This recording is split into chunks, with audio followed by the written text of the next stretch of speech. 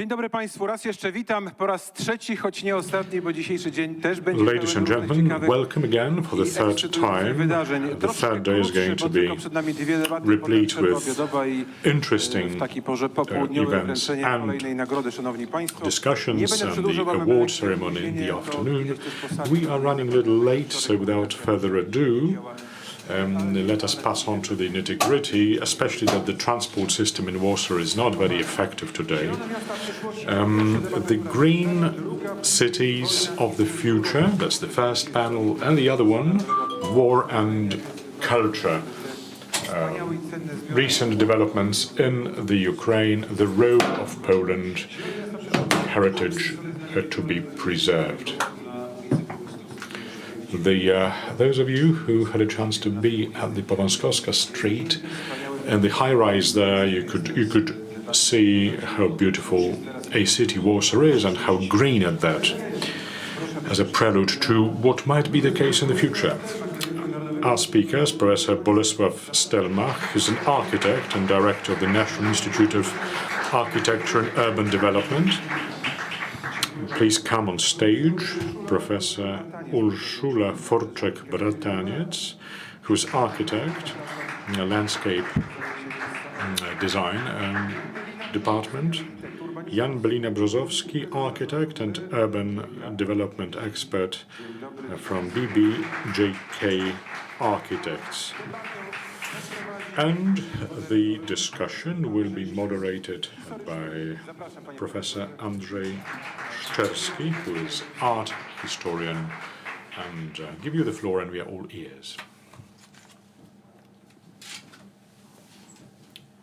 Szanowni Państwo, bardzo serdecznie witam. Ladies and gentlemen, my warm welcome to all of you. The first panel of the last day, which traditionally has been dedicated to culture.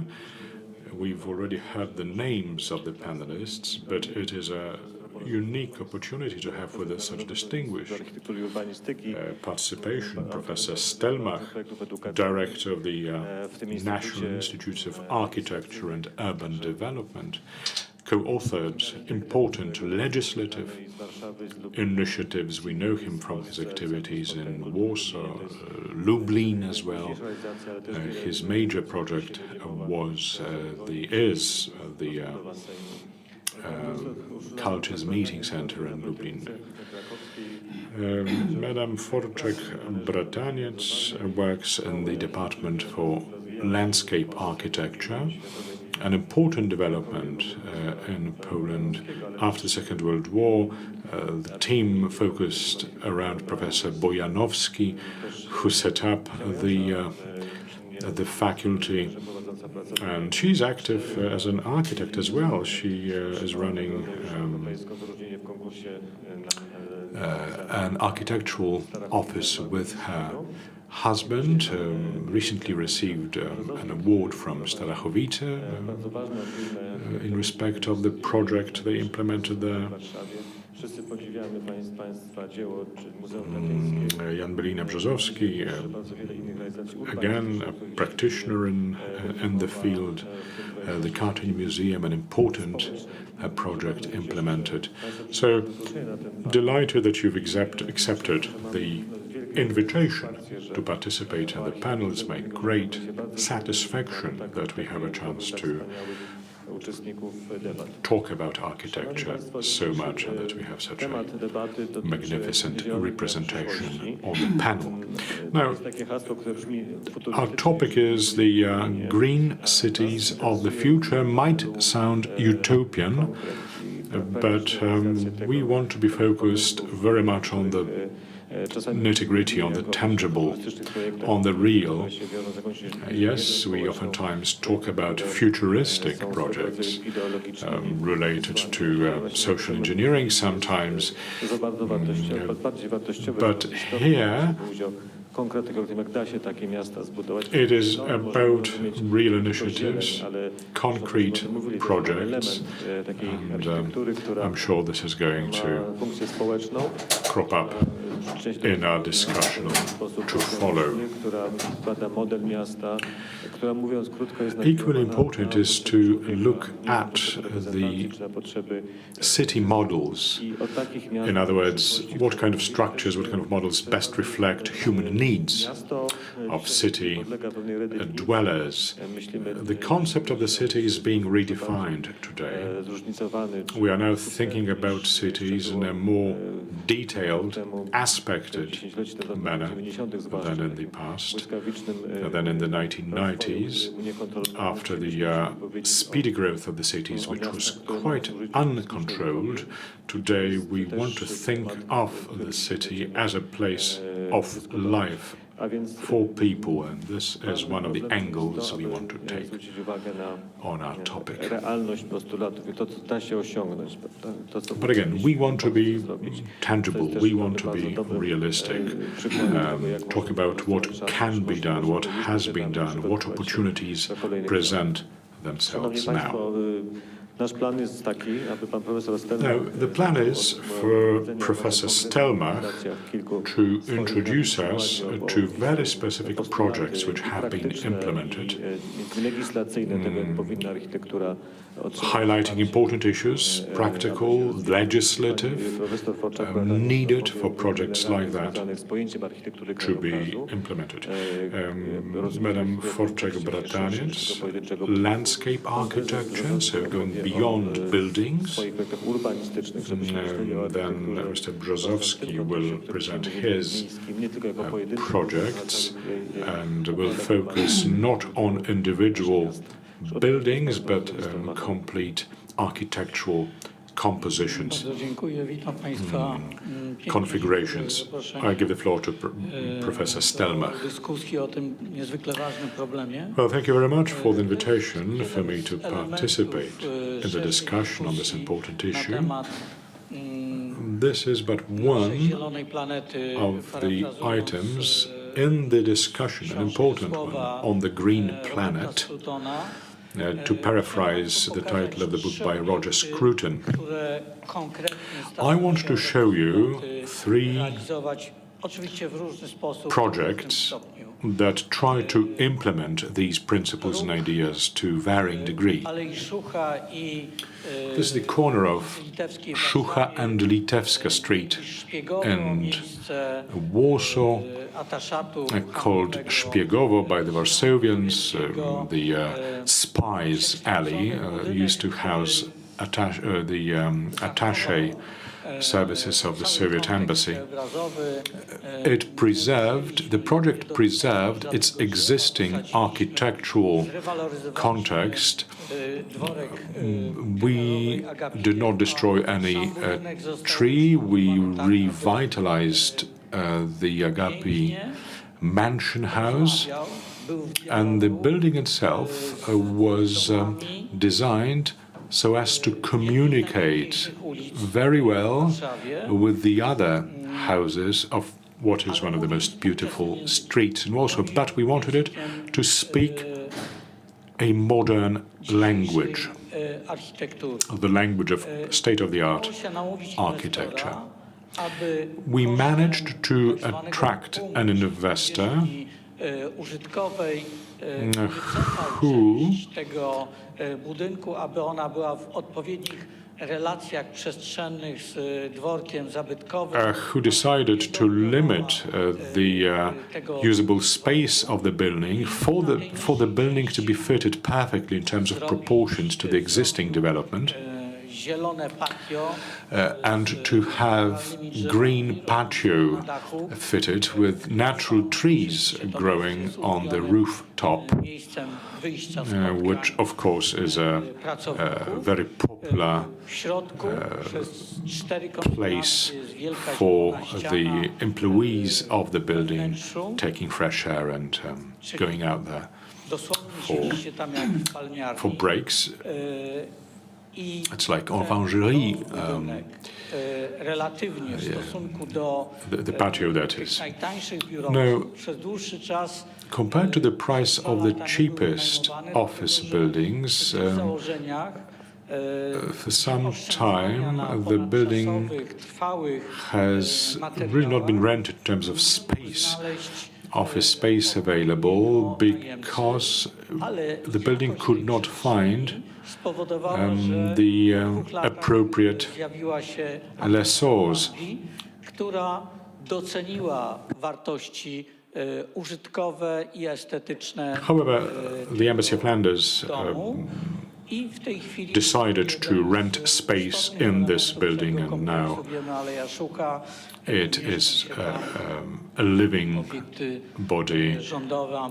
We know that corner of Szucha alley with government ministries, embassies, and so on. Now, this is a whole different building located in the heart of Warsaw. After long-standing negotiations, the investor received building permit. Podobnie jak poprzedni, powstał po wygraniu kongresu. As was the case before, there was a call for proposals. The building is positioned next to the Castle Hill in Lublin, that's the city of Lublin, which became embedded in the river valley. We planted 3 big trees, 3-hectare park with endemic greenery, making it available to the city dwellers. Now you can see now this is the shopping mall, but the changes which are underway in the social life effectively means that shopping malls proper become recreational spaces or educational spaces. If the existing architecture is adequate, well connected to the environs, it should provide service, useful service to the inhabitants for centuries, for generations. That's the expectation. The whole hillside is green, endemic plantation, which would have been anyway there, so we gave back to Mother Earth whatever is due to her. But we needed to strike the right energy balance so as not to put out the works, the machinery of the building on the rooftop. We needed to hide it and put the green area on rooftop. You can admire the site of the old town from the rooftop, the environs in general, and at the same time the building is well balanced energy-wise, because 2/3 of the building is actually located underground. This is one of the favorite walking places for families and for family outings. Teatr w budowie, theatre in construction. Stelmach and partnerzy, we applied our principles, those that we normally go by. Projects. This is the development in the area going back to the 1960s. This was a clay and less soil hill with greenery on top, very close to the Saski Park in Warsaw, which is the oldest and perhaps the most beautiful park in Warsaw. Now, after Gierek assumed power,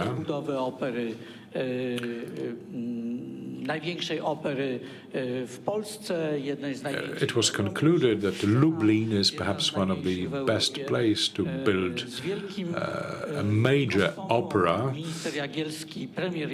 At that time, the then incumbent Prime Minister Jagielski founded the cornerstone for the building, but then the construction was halted.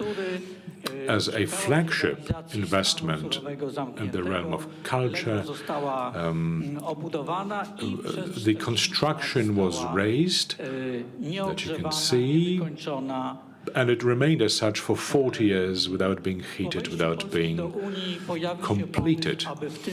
After the entry of Poland to the European Union, as you can see, Lublin, the city of Lublin, was growing westwards, and the old town on the Lithuanian square are historic spaces that, due to this historic conditioning, must meet certain requirements. You cannot simply appropriate the old urban space for modern development. So the two had a somewhat different constrictions to them. But this square now is the center for the meeting of cultures. It used to be called the Opera Square. So a decision was made to complete the construction process. We won the international call for proposals. We divvied up space into about a dozen or so smaller spaces, but linked together by the Alley of Cultures, which is an inner passerelle, an inner passage, which reveals historic spaces. In other words, right in front of the building, there are Gutenberg modes, and there are three major screens, beams, and green rooftop with a park mounted on the rooftop. So we kept the existing structure. We cut through it the alley of culture. Dla nas zabytek, czyli tę ruinę 40-letnią przywraca do żywych, tak już wygląda. So we brought back to life this ruin, going back to 40 years back. Substancję istniejącą, ponieważ w analizowaniu śladu węglowego in analysis of the footprint, it was important to determine that the lower carbon intervention, if you like, the better. At the same time, we wanted to keep as much of the existing structure as possible, just breathing new life into it. Perhaps that's what we wanted to do. So this is the building after completion. It really creates a new space dedicated to the contemporary inhabitants of Lublin. As Peter Zumthor says, it should be as modern music is. So the space contributed new practical functions and aesthetic aspects too. The fact that trees are growing on the rooftop, trees and shrubs and bushes, in fact, very important for the bees that are kept, that are farmed up there. So there is a liqueur and honey produced from this apiculture, and these are the interiors of the building. In fact, that previous slide showed you the existing structures that we used in the process. We actually revealed these old structures. They are quite visible in a modern, giving a modern twang to it. That's quite important from the point of view of awangardowe, building new modern reality as Peter Zunto mogą would być like to see dzieła it. sztuki współczesnej. Avant-garde, as avant-garde Pszczoły. as art can be in the Mamy architectural space. kongresy. These congresses, Jedną z najwybitniejszych Aleksandra Kurzak, solistek operowych, who is one of the most prominent opera soloists in the world, zaludniają and crowds of people niegdyś przez 40 who lat habit ruinę. the space which used to be a pile of ruins for 40 years. Tłumy Lublinian, którzy Many Lublinians mogą visit there, and they can also participate in the mowing teatru budowie. of grass. Przekazem zielonych domów jest ich No, the message of the greenhouses lokalną tożsamość. is their linkage with the local Jak identity. chce cytowany przeze mnie Robert Scruton, mamy budować Roger Scruton, oikos, whom mamy I budować already cited today, lokalną we are expected to ojczyznę build poprzez an budowanie oikos, tożsamości, w tym a local zielonych energooszczędnych. homeland, including green developments and energy conserving structures. Thank you very much for your attention. Bardzo dziękuję panu profesorowi. Thank you very much, Professor Stelmach, for this presentation. And what merits our attention in particular is something that is a feature of all of these projects, namely considering architecture without any compromise. You speak with a modern, contemporary language, you apply modern technologies without repeating decorative forms from the past, but you speak with the language of the art, which becomes part of the local identity, regardless of functions of given buildings in a particular city. But you use local materials and you show understanding of the function of the building. Those who knew Lublin before the construction of the center of the cultures know how much has changed in the life of the city. And when it comes to the commercial center, we can see a major change. In the past, commercial centers were built in the best investment plots, but their architecture was negligible and they were built against the nature of the city. And this particular commercial center is built in such a way that it can serve a function of creating a city life around it, and it fits so well within the landscape. And it can serve different functions in the future, so it's very versatile.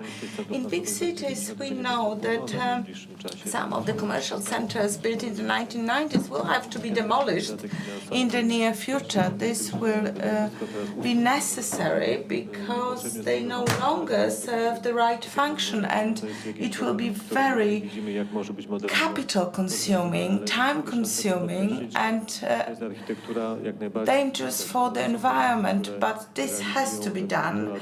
And these buildings that we have just seen speak with a universal language, and they fit very well into the cultural space, into the tissue of a city. Thank you very much. And right now the floor goes to Madam Urszula Forczek-Brataniec. Thank you very much. It is my great pleasure to take part in this panel among such distinguished panelists.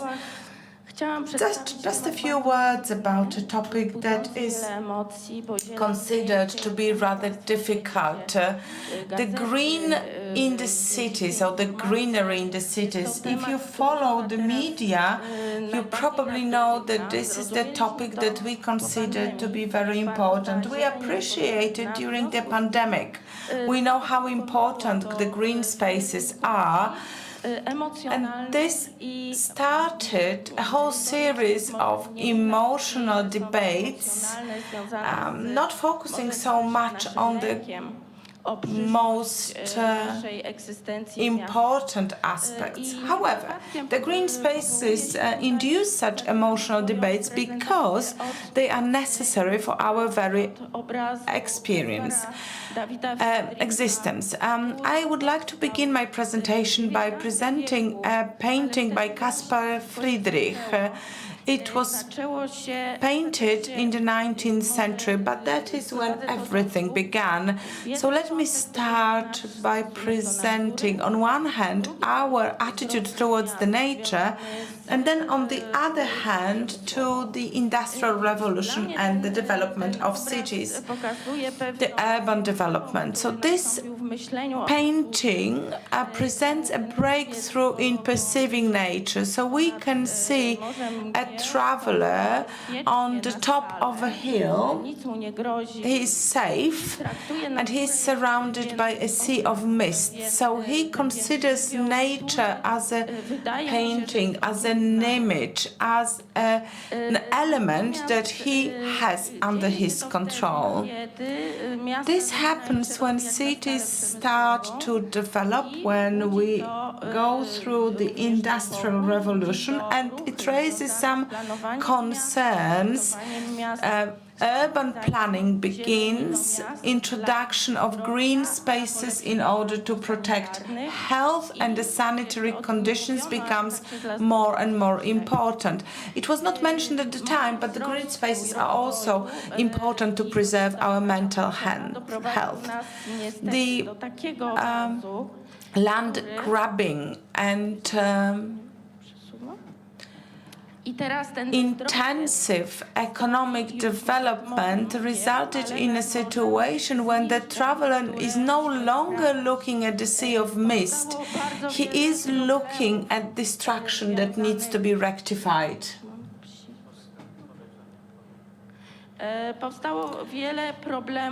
Many problems emerged. We need to deal with them. Pollution in the cities is one thing, and then the problems with the soil, with the density of buildings and the very fragmentation of and this is something that was indeed mentioned yesterday when I listened to the panelists who spoke yesterday, how dangerous fragmentation is when it comes to our approach towards science in our thinking. It is also very dangerous to the city tissue. When we speak about green spaces in cities, we have to remember that it's very important to the very functioning of the cities, to the condition in which they find themselves. We speak about green infrastructure, and continuity is a feature necessary for this infrastructure to function. So the road infrastructure needs continuity in order for us to get from point A to point B. The same pertains to green infrastructure. It needs to be designed in such a way so that its beneficial function is achievable. Green roofs are indeed very positive features of architectural design. It's very important to be surrounded by the green spaces. However, if these green spaces are isolated islands, their effect will not be as beneficial as the benefits stemming out from the blue-green infrastructure. So, as landscape architects, we need a systemic approach to the design and to urban planning.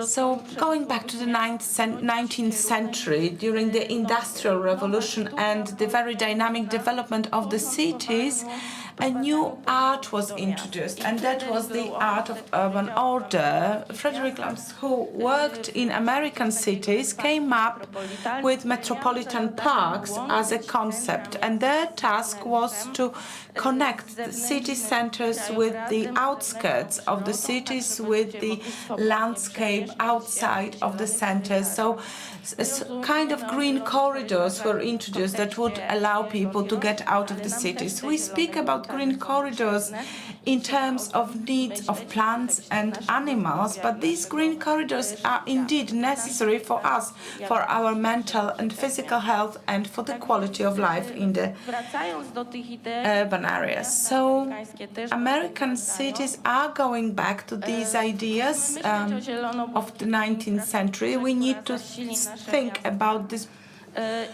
green-blue infrastructure that will revive our cities, and we are not discovering anything new. The system of river parks was planned for Krakow in the early 20th century. So similar to the ideas of Olmsted, these ideas are revisited. However, they had over time been interrupted by investments that did not respect the continuity. And one such disruption may lead to a situation in which the system is no longer able to function properly. So when we speak about green spaces in cities, we need to have this systemic approach. We need to look at cities as a whole. In our studio, Martin Brataniec is the main designer responsible for planning the green spaces, and my participation is design of public spaces. And even when we design very small objects, we try not to lose sight of the overall picture. We try to remain open towards the idea of ensuring continuity of green spaces. We do not want to disrupt this continuity. We want to ensure that the green infrastructure is there. It is also important to make sure that the views are uninterrupted. It's also important to make sure that people can look and see things that are at quite a distance from them, and the development of cities disrupts such views as well. The coexistence is also important. We need to design green spaces in such a way so that it is not only comfortable for us to use, so more spaces are important, but it is also important to provide spaces that respect nature. They help to build cities' resistance. So if we have a well-designed system, it is resilient, and it can resist the climate changes, the violent rains, for example, because if we have the right in green infrastructure, the surplus of water can be accommodated. It can be used by the green spaces. Ruda Śląska. The post-industrial spaces sometimes are turned into parks. For example, spaces that in the past were used for mines and steelworks are turned into parks. In Ruda Śląska, we were asked to design just a small portion of this post-industrial space. However, if you design small spaces, you can still remember about continuity, and not just horizontally but also vertically, because we are able to use green roofs, other ecological elements, or a niche can be created. And let me also discuss a project that has been prepared by our students. Our students consider green environmental design very important, and continuity of green spaces is one of the things I try to teach my students. This is a project prepared by a student for Krakow, trying to create a green way. A student located some problematic spots which disrupt continuity of green spaces, and she focused on detailed solutions that would ensure continuity. So even in situations where we have very dense urban structures, where the continuity of green spaces has been disrupted, we can still design spaces in such a way so that this continuity is restored. However, we have to look at the whole picture and then focus on the details. And let me remind you about the principle of implementing solutions that are based on nature. And here we look at the 300 system. So everyone should be able to see at least 3 trees from the window. 30% of the area we live in should have trees on, and we should have not more than 300 meters from where we live to the nearest park. Implementation of this principle would make living in cities so much easier, so much more pleasurable. There have been so many studies about the impact of green spaces on our mental well-being. We do not need to do much. It is sometimes enough to have a walk in a forest or in a park. When I came to Warsaw, I used this opportunity to visit an exhibition about childhood in the Ethnographic Museum. We looked at childhood in the 19th century, early 20th century, the late 20th century, and contemporary situation. So what the contemporary children miss is what children had in the past, and that is the ability to run freely across green spaces. It also allowed them to build social relations, to find their place among their peers. So many social scientists and psychologists are now appreciating the role of green spaces, and we should do the same, and we should respect green spaces because they deserve our attention and respect. And some things may not seem so obvious. We need systemic approach. We need to look in parallel at the necessity to have a top-down and a bottom-up approach. And when the first legislative acts were introduced, and they pertained to environmental protection, it happened when the states realized that these things cannot be left to local governments. They should not be left only to bottom-up approach. We need some top-down regulations, and this is why we have legislation on environmental protection, environmental impact assessment, or the solutions such as American system of evaluation of the quality of the environment. These solutions need to be top-down. And of course, the landscape spaces should be considered as assets. We cannot simply walk out into the field and plant a tree. We cannot build something in the middle of a park, or we cannot build a road that cuts through green spaces without due consideration. We would probably be very much surprised if someone were to build a house in the middle of the road. The same applies to a green corridor. We should not simply build a fence that cuts through a continued green corridor.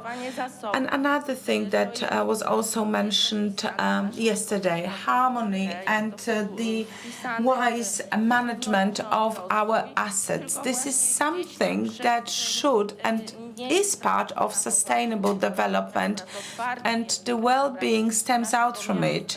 So we are all aware of it, but it is not treated with due seriousness. The landscape that we see from our windows is very important. It is an asset and it needs to be managed wisely.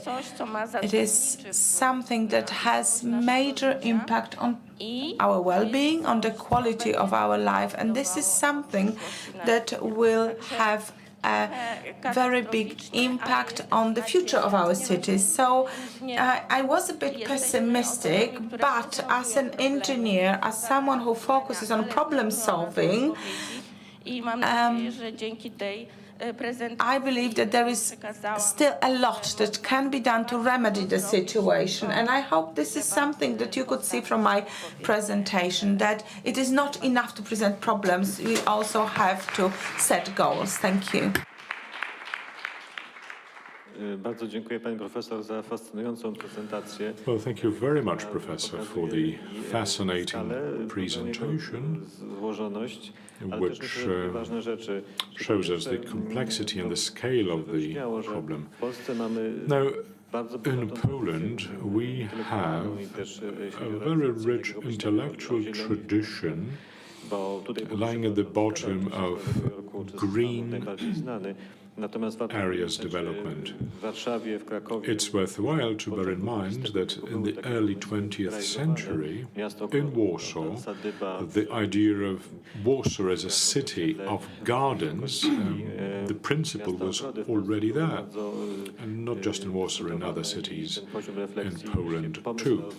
So, after the First World War, the key concept of Warsaw development was based on, very much so, on the green components. The Żoliborz estates are a very good example of that. To nie jest tak, że musimy wyłącznie opierać się na tym, co się nosi w świecie. To oczywiście zawsze inspirujące, ale to jest... Obviously, we can be inspired by the developments elsewhere in the world. It's always good to look at these, but it's worthwhile to found our activities on the existing concept. Secondly, green space as a city forming component, so that whatever greenery you have in the city should not be eliminated, given other types of city development. Obviously, one needs to keep a balance.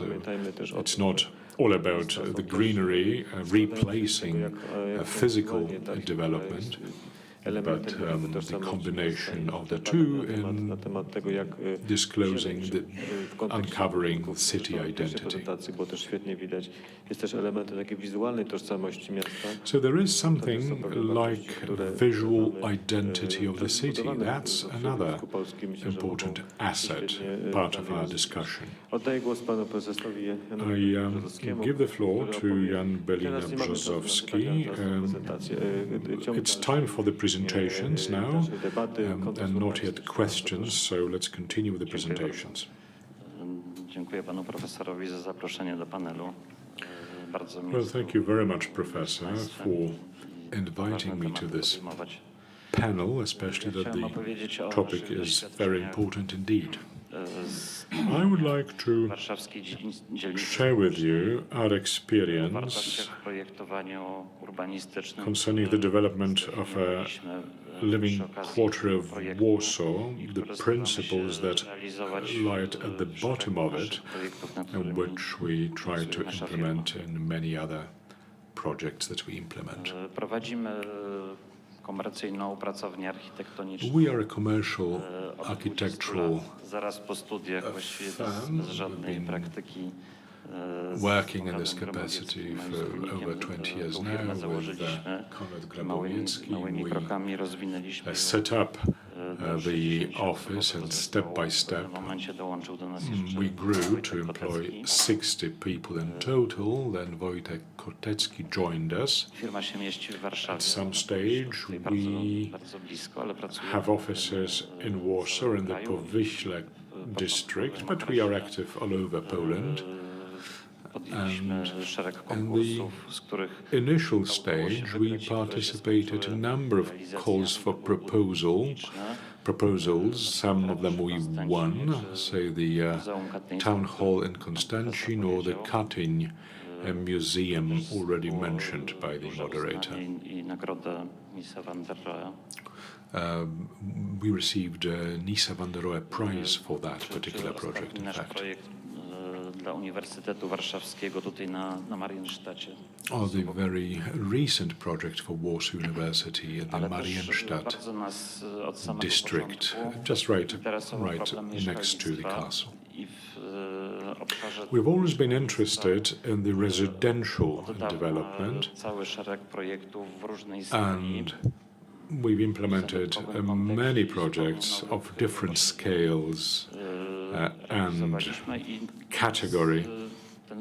ten problem interesował. We've implemented many of To these. zainteresowanie It was wynikało a very interesting chyba z obserwacji otoczenia, z jakichś project odniesienia to problemy undertake because polskiego it krajobrazu, polskiej requires a przestrzeni. response Tego też, że jesteśmy to z pokolenia the takiego, space które się available, to the wychowało landscape available, especially that we w końcówce, represent czy urodziło w the generation which was born or even raised towards the end of the previous system, the communist system, w tym okresie, and entered professional and adult life który przyniósł nowe wyzwania. at the time of capitalism, which brought with it new challenges and problems. Żeby tą starą urbanistykę i ten nowy rozwój, So we had a chance to to co see the old developments and the new studiowaliśmy przy modern okazji pracy developments. nad warszawską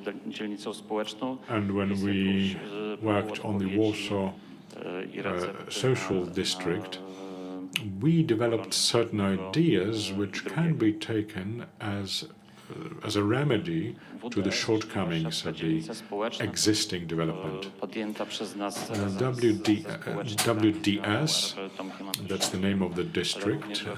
This was the project undertaken in collaboration with Magdalena Happach and Mr. Wodarczyk. The initiative we undertook together, but a research project as well. The question was, what should an ideal residential district be all about in a particular place, in a particular space?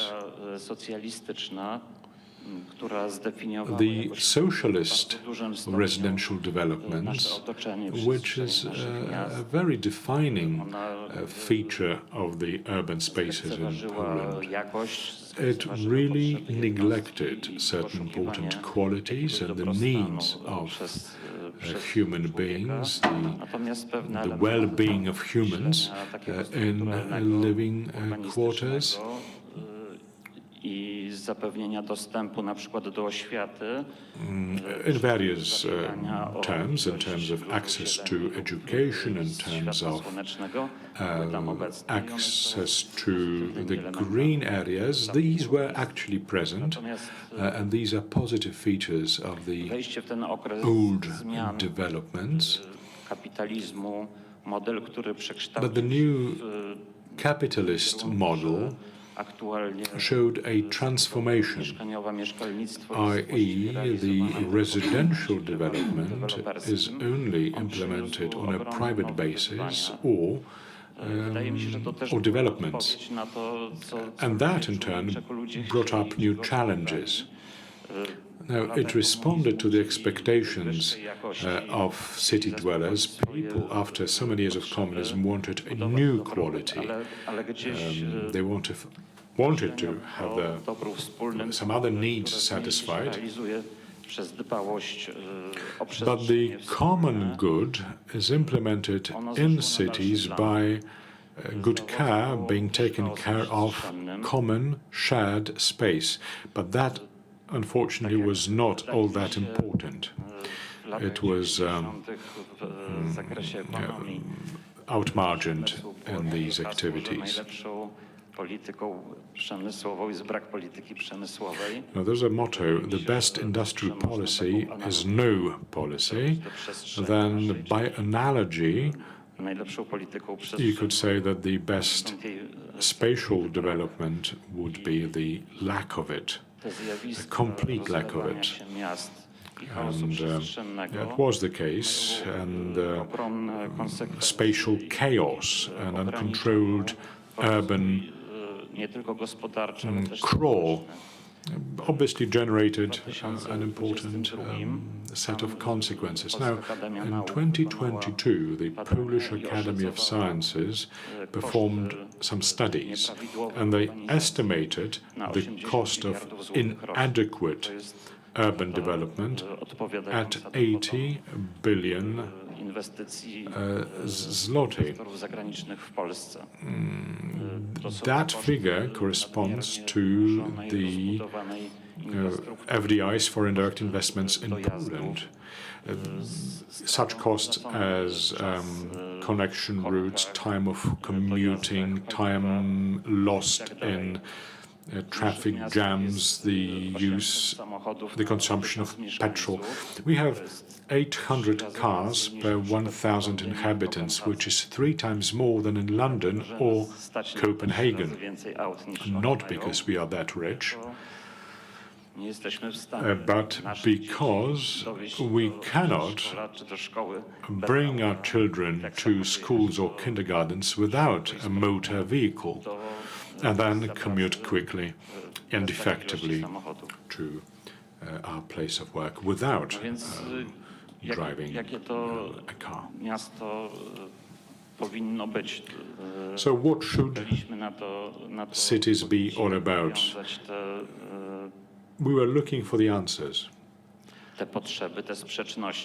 How to combine different needs, how to reconcile certain contradictions. I don't think it is all that novel as a solution, but they need to be constantly rediscovered and owned and implemented.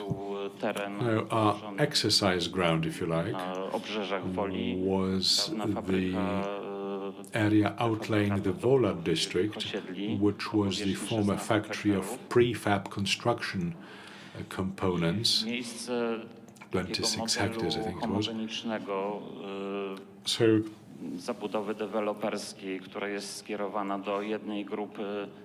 instead of applying a uniform usage addressed to a uniform group of people of a particular age bracket without providing for services or educational services, we rather thought of a more diversified model which meets a whole range of human needs in various areas. So we wanted to provide for the diversity of age, building for the elderly, for bigger families, for single people. Of course, the developers' model of expansion is possible, but social building or building for rental too are quite important. So diversity of functions. That effectively means that services should be made available at close range, at close distance. Commercial outlets, of course, shops and so on, with relatively easy access for the elderly, for example.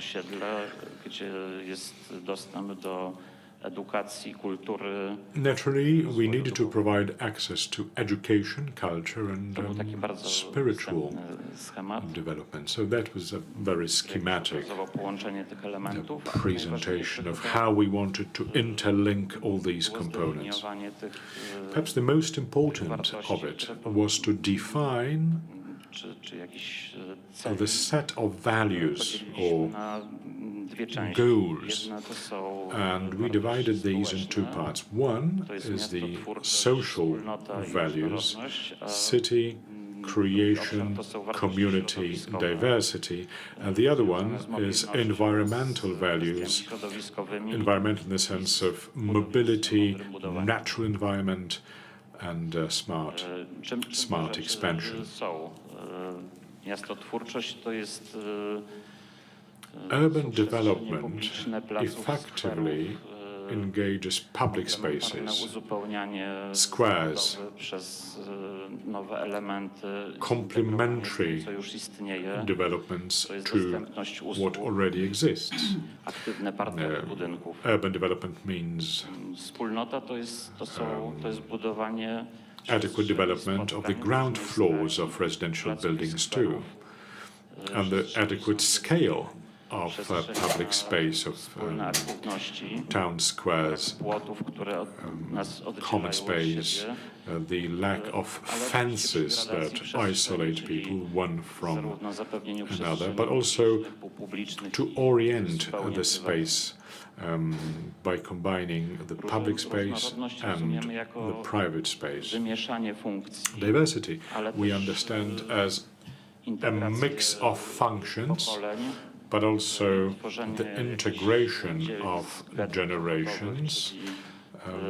It is not about mieszanie ludzi, highest revenues to be generating from rental. It is about diversifying various income levels in order not no i to oczywiście dostęp do create usług społecznych i do social podstawowych usług, enclaves, których człowiek na co and dzień obviously potrzebuje, provide for the żeby access to był bliski. social services and the basic everyday life Bardzo ważna w tym mobilność, czyli services. And mobility, of course, is extremely important. The proximity of services, the proximity of transport publiczny places jako of work podstawowy sposób and przemieszczania się po mieście. urban as the basic means for people to use Ruch, który tworzy to lepsze provide for their środowisko, mobility. Also, cycling mniejsze tracks, życie w mieście. Także miasto taken all together, nie niosło provides for a możliwości, better, more quiet odstraszało environment so that the city should not scare people off from participating in shared space. infrastruktura zielono-niebieska, And ogrody the retencyjne, natural environment, parkingi retention gardens, nie na podwórkach, parks. placach, tylko pod ziemią. Zwiększona powierzchnia biologicznie czynna, która jest też na parking na space, dachach, underground typically, not in courtyards or czyli above musi być ground. przestrzeń na gruncie rodzimym, żeby było miejsce na tą zieleń. High green Co areas daje dobry mikroklimat, zapobiega powstawaniu wysp ciepła. creates a very good Pani microclimate profesor and mówiła, prevents the zieleń development też of buduje heat tą isles, przyjazną heat dla spots. człowieka przestrzeń w mieście. and at the same time providing No i for the very oczywiście friendly ekonomiczne, environment for racjonalne human beings. budowanie And of course, z poszanowaniem economical and rational development, energii i z wykorzystaniem najlepszych możliwych praktyk technologii, które respecting mamy energy aktualnie consumption dostępne. and falling back on the state-of-the-art technologies. Ten projekt z racji roszczeń No, jakichś this spółek project, własnościowych niestety nie został because of various claims to property, pokazać kilka przykładów. was not implemented in the end of the day. But allow me to show you a few projects which we did manage to Taki implement przewodnik, który and which we implemented based on the stworzyliśmy. guidelines that To we developed nasza grupa architektów się posługuje na co dzień. and that we apply in our daily work as architects. Wszystkie projekty, które wybrałem, In fact, all the projects which I've selected for you have been implemented based on the law on facilitating residential investment. The law was passed by the current parliament, wiązała się początkowo z and bardzo initially dużymi obawami i nieprzychylnym przyjęciem. there were many concerns about how that law will be received, and it proved to be a very good instrument for the Raczej cities skłaniania to inwestorów prywatnych do partycypowania to encourage celów private investors to celami participate miast. and implement the objectives that are public objectives too. Pierwszy projekt to jest projekt City authorities objectives. Wołoskiej na tak zwanym The warszawskim Wołoska Mordorze, takiej Street gęstej dzielnicy project, biurowej the monofunkcyjnej. loosely referred to as the Warsaw Mordor, 2000 miejsc parkingowych. which is the office space, 2,000 parking spaces. Even if some trees were left, then you would have cars right underneath. I zaaplikowaliśmy tam So nasze zasady, what we did, we applied a set of principles there tworzenie przestrzeni publicznych, komplementarne funkcje in w stosunku do creating już public istniejącej w space kwartale. as complementary Cały szereg to the space sali, already przestrzeni existing wspólnych miejsc in spotkań, adequate które mają scale, społeczność creating integrować, meeting places that should uzupełnione o integrate the funkcje community. usług w parterach, które Service outlets available on the ground floor. That was all developed in consultation with przez Radę Miasta, city authorities, on which the city council voted, in fact. The investor had to 400 dzieci build a school for 400 children, przez miasto dla tej ustawy, respecting lokalnych the standardów urbanistycznych. local urban standards. Również 2 parki o łącznej powierzchni Two 1,5 parks, hektara zostały the w total ramach, area of żeby w ogóle ta 1.5 inwestycja hectare mogła dojść do skutku, zostały zaprojektowane. were Dopiero będziemy designed realizować. and will be implemented. Ułatwienia rowerowe, przebudowa też infrastruktury kołowej. Certain facilities for cyclists, Oczywiście bardzo dużo zieleni, te parki, o których mówiłem. redevelopment in Cały some system areas ścieżek and w dziedzińcach. Nie ma parks teraz żadnych miejsc and parkingowych passages na terenie. Również across zieleń na dachach. Buduje tutaj courtyards, lepszy mikroklimat. green development do on rooftops, mieszkania. which provides for a better microclimate. Oczywiście te to różne live z in. tych wartości w różnych projektach w różnym stopniu udaje się zrealizować. To nie jest tak, że jesteśmy w stanie zawsze All these values are implemented in various projects to varying degrees. You cannot implement them all to the same degree, I'm afraid, but this is certainly a step in the right direction. Drugi projekt to jest teren The przekształcenia second terenów, project, już poprzemysłowych, which is the conversion of the post-industrial area. Przy ulicy Radzymińska Street used to be a fat docelowo producer 3000 factory. mieszkańców. The targeted number of Znowu dwellers, proces 3,000. negocjacyjny, który już prowadzimy And again, około 2 we've lata, been engaged in the związane też z budową negotiations szkoły about that for 600 about uczniów, 2 years now, parkiem, involving the uzyskaniem construction decyzji of a school for środowiskowej, 600 zintegrowaniem tego z children, a park, otoczeniem, with the environmental decisions łącznie z architekturą, to be którą given to it, miasto Warszawa akceptuje together with i o the niej dyskutuje. sort of Także naprawdę w architecture sposób that the kompleksowy, city of Warsaw to jest projektowane. approves of. And this is exactly how Mniejszy trochę projekt na Chrzanowie, this ale tutaj development też is widzimy going cały on. szereg The tych Chrzanów partycypacyjnych project, somewhat smaller, inwestycji, but you can also see the przedszkole participatory publiczne, investments made. fragment parku, The public kindergarten, zabezpieczenia akustyczne, to wszystko, part of the na to park, wszystko ta ustawa pozwala, żeby acoustic w procesie protection or noise protection, partycypacyjnym było realizowane. insulation, all that can be implemented on a participatory basis. Że czas dobiega końca, więc I think my możemy time jeszcze is króciutkie almost podsumowanie, up, jakie so let me to miasto offer a przyszłości, brief w związku z tym według summary miało of być, what the city of the future should be. chciałoby in our być takie, opinion. żeby tworzyć wspólnotę, It should be the sort of city which identyfikowali z miejsc, is community w którym będą building, żyli, żeby się tam czuli dobrze, which makes people identify themselves with a budowało więzi place społeczne, of żeby life, było and różnorodne, the sort of development tworzyło jakiś that enklaw, should nie wykluczało, help tylko build zapewniało dobry human dostęp interrelations that should not usług isolate people, that should provide for commercial and social ludzie potrzebują services and access to them that żeby are budowało vital takie zintegrowane for human life. miasto, w którym też jest ważny element It should be piękna, integrated. The component of beauty is equally important.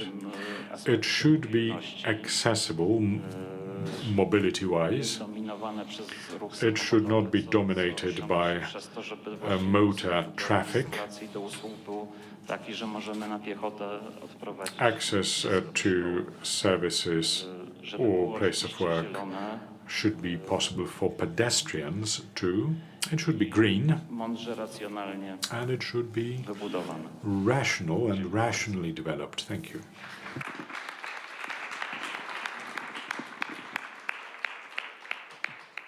Bardzo dziękuję za tę opowieść i o konkretach, i o pewnych... Thank you very much.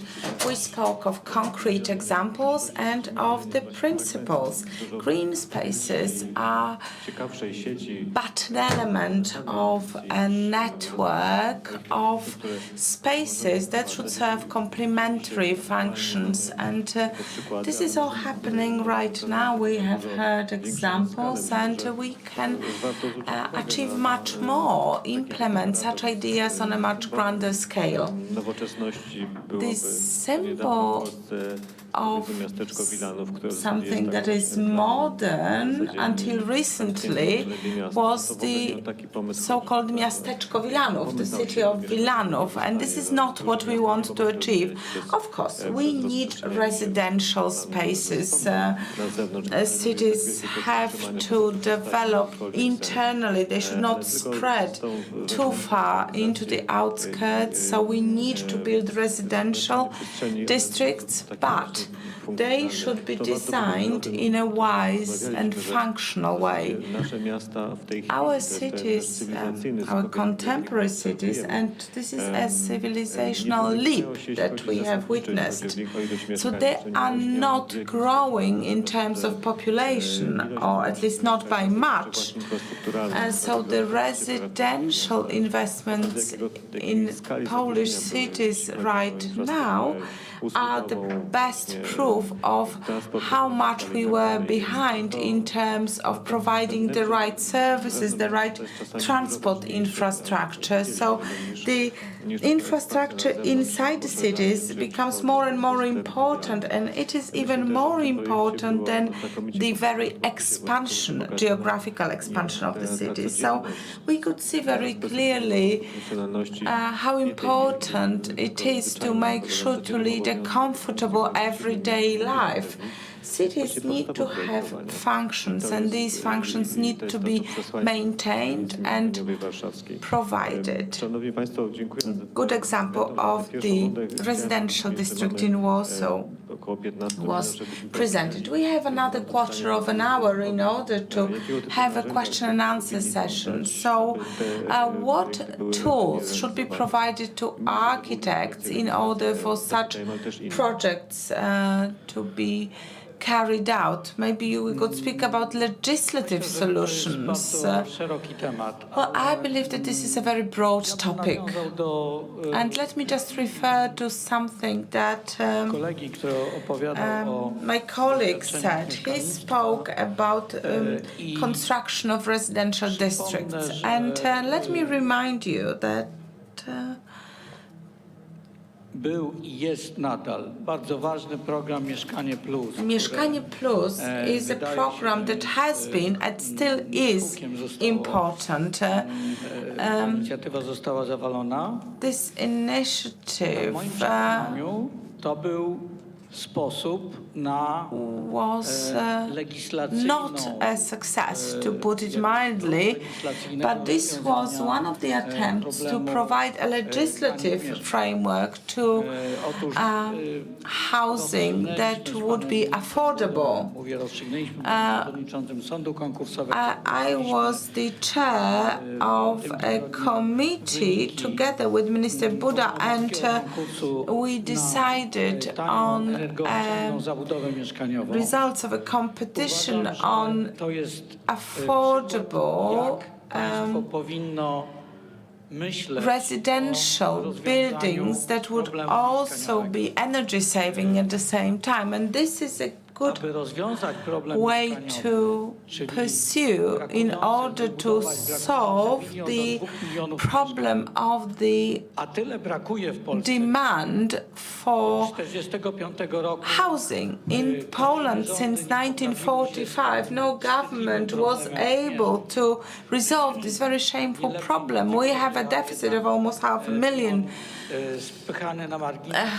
apartments and houses, and in the 4 years of a term of a given government, and this is the horizon for every government, you cannot bring about results. So the Mieszkanie Plus program fell victim of this horizon of one term. Well, someone prompted our Prime Minister to say that the government would be able to build 100,000 residences in over 4 years. It was unrealistic, so this program was announced to be a failure. But it's a pity because we had the right criteria for the new construction, energy consumption, and in the 4 years, the period of 4 years, we were not able to receive land from the Polish railways, from and the army. So it is not the state, it is still the companies that have this land at their disposal. So in order to be able to resolve problems of urban development in terms of legislative solutions, well, this is still something that we need to tackle, we need to deal with. Yes, indeed, the question of architecture should be part of the governmental structure in such a way that finally there should be a ministry that has to manage these matters, and this should be part of a portfolio of a specific minister. It would translate into a better quality of urban planning. Madam Professor, you spoke about the element of beauty, green areas, green spaces, urban landscape, and they are necessary not just for our life to be easier, to be more efficient. Beauty is also important. So how is the element of beauty taken into consideration when you design public spaces? Well, starting from a larger picture, that's the most important thing. So it's a standard approach of landscape design. So first, so in the past, urban planning moved towards urban development, and urban studies are very much necessary. Our cities develop, they will continue to develop, and urban planning, not just in Poland but also elsewhere, moved towards using the Excel spreadsheet in order to plan a city, looking at it more from a point of view of social science. And cities should be planned by persons who are architects and urban designers, because if we, and Ławinski already wrote about this in 1940, it's not necessary to use just a sheet of paper. You have to consider the whole composition, the overall design. So landscape urbanism or landscape planning stemmed out from this idea, and in this process, all the aspects are being taken into account. So this multidisciplinary approach, that's very important. We need to bring together different specialists, different professionals. I'm referring to what we heard yesterday. We are living in a very diverse world. We seem to focus on our own subject matter, but this is not the right approach. And when we build a road, we suddenly realize that there are 5 different institutions that are responsible for one space. And that's not how it should be done. So we should create multidisciplinary teams, and I could go on for a very long time speaking about this. There are so many important topics, such as designing the roads. The roads are also public spaces. The areas surrounding the roads and streets. Mr. Czarnecki, in his books, mentioned this problem so many years ago, and one of the conclusions from our discussion could be that we have all seen these principles they had when designing New Tychy, or when architects were designing Nowa Huta as an urban system planned for children to be able to walk to kindergartens and to schools without crossing, a street in terms of kindergarten and crossing just one street in terms of a primary school. And the distance was to be planned in such a way so that it would take 5 minutes to walk to a kindergarten and 10 minutes to walk to school. Had already been written. We just have to revisit them. A question to Mr. Belina-Brzozowski. The projects that you discussed in more details are an idea for cities of the future. However, how to strike a balance between the interest of a private investor and the public good? You spoke about cooperation between the local authorities and investors, developers, when it comes to public transport, for example. And we are not against cars. However, if there are too many cars inside cities, it is actually deadly to their functions. So there is this interlink between public and private that is very important. So to what extent private investors are willing to consider these issues, and to what extent they have to be forced by the local authorities so that we protect that very balance between the private financial gain and the public good.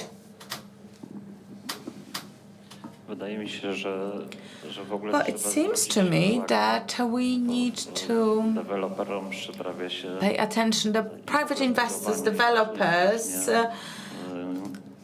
are being demonized. Unfortunately, they are being presented as the bad guys of the whole system, but they follow the spatial plans. These are all administrative decisions issued by local authorities, by cities. So it is their task to plan spaces in such a way so that a framework is created for different investments, be it residential or other. So there are businessmen who focus solely on the financial gains, but there are more and more responsible developers, and there are more and more clients who are very well aware of what they need and what they expect. So once there is a dialogue established between the local authorities and developers and investors, these processes can be managed in a way that is satisfactory to everyone concerned. And for that, we do not necessarily need new tools or instruments. If I may, after 1989, after the economic transition, the state decided to cease to play a role of someone who influences the spatial planning. They said, well, in the capitalism we have the invisible hand of the market and it is going to regulate everything. Well, it did not do so. It resulted in problems, and especially in those countries that we like to quote as examples, such as the Netherlands or France, it is forbidden to speculate on the when it comes to plots of land for residential use. So if the state had been able to create the legislative framework that would allow to establish the right structure of cities, and if the local authorities had a framework to follow, the developers would need to adapt, and then the quality of spaces would result in greater financial gains. And of course, the locations vary in terms of prices. In the district of Żoliborz, the prices would be different than outside of the cities, in the villages, on the outskirts. We were able to design well during the times of communism. After the economic transitions, we seem to be no longer able to do so. Na koniec mamy ostatnie kilka minut. Just a few more minutes and a very brief question to all of our panelists. Could you give us an example of a model solution of a green city of the future, be it in Poland or elsewhere? To tak pytanie szkolne, ale zacznijmy może od pana prezesa. We seem to be back at school, but maybe you, Professor. Well, I have a dream of building such model cities here in Poland. I would very much like to build such solutions in Warsaw, as Warsaw is very close to my heart. It is my hometown. So we are building them brick by brick, trying to place these bricks wherever we can based on the values that we hold dear. So we'd like to do it here.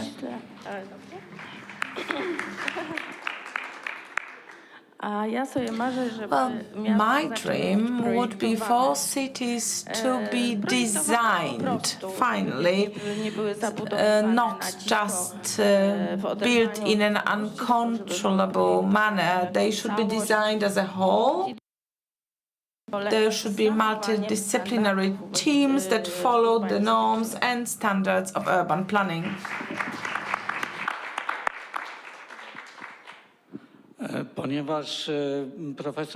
As Professor Szczerski wants us to give concrete examples, I would like to say that the National Institute of Architecture and Urban Planning participated in organizing workshops on transforming Okęcie in Warsaw into a modern district, a contemporary district. We wanted to show to Warsaw and to Poland that the things mentioned by both my colleagues are possible. Unfortunately, workshops are no longer continued for the reasons that I do not comprehend. However, what we want to do is to create spaces that follow values and that create value for the society as a whole, for residents. So we do not want the land that is currently occupied by the Okęcie airport to be just sold to private investors. The developers that we have spoken so many negative things about. Or we have said so many things about. So we spoke about the principles, the values, and about concrete solutions. And I believe we can conclude this panel by saying that the green cities of the future can be built in Poland. We are ready to pursue this, and we have the capabilities to do so. So thank you very much. I'd like to thank the panelists for participating in the panel and everyone present in the room for their attention. Thank you.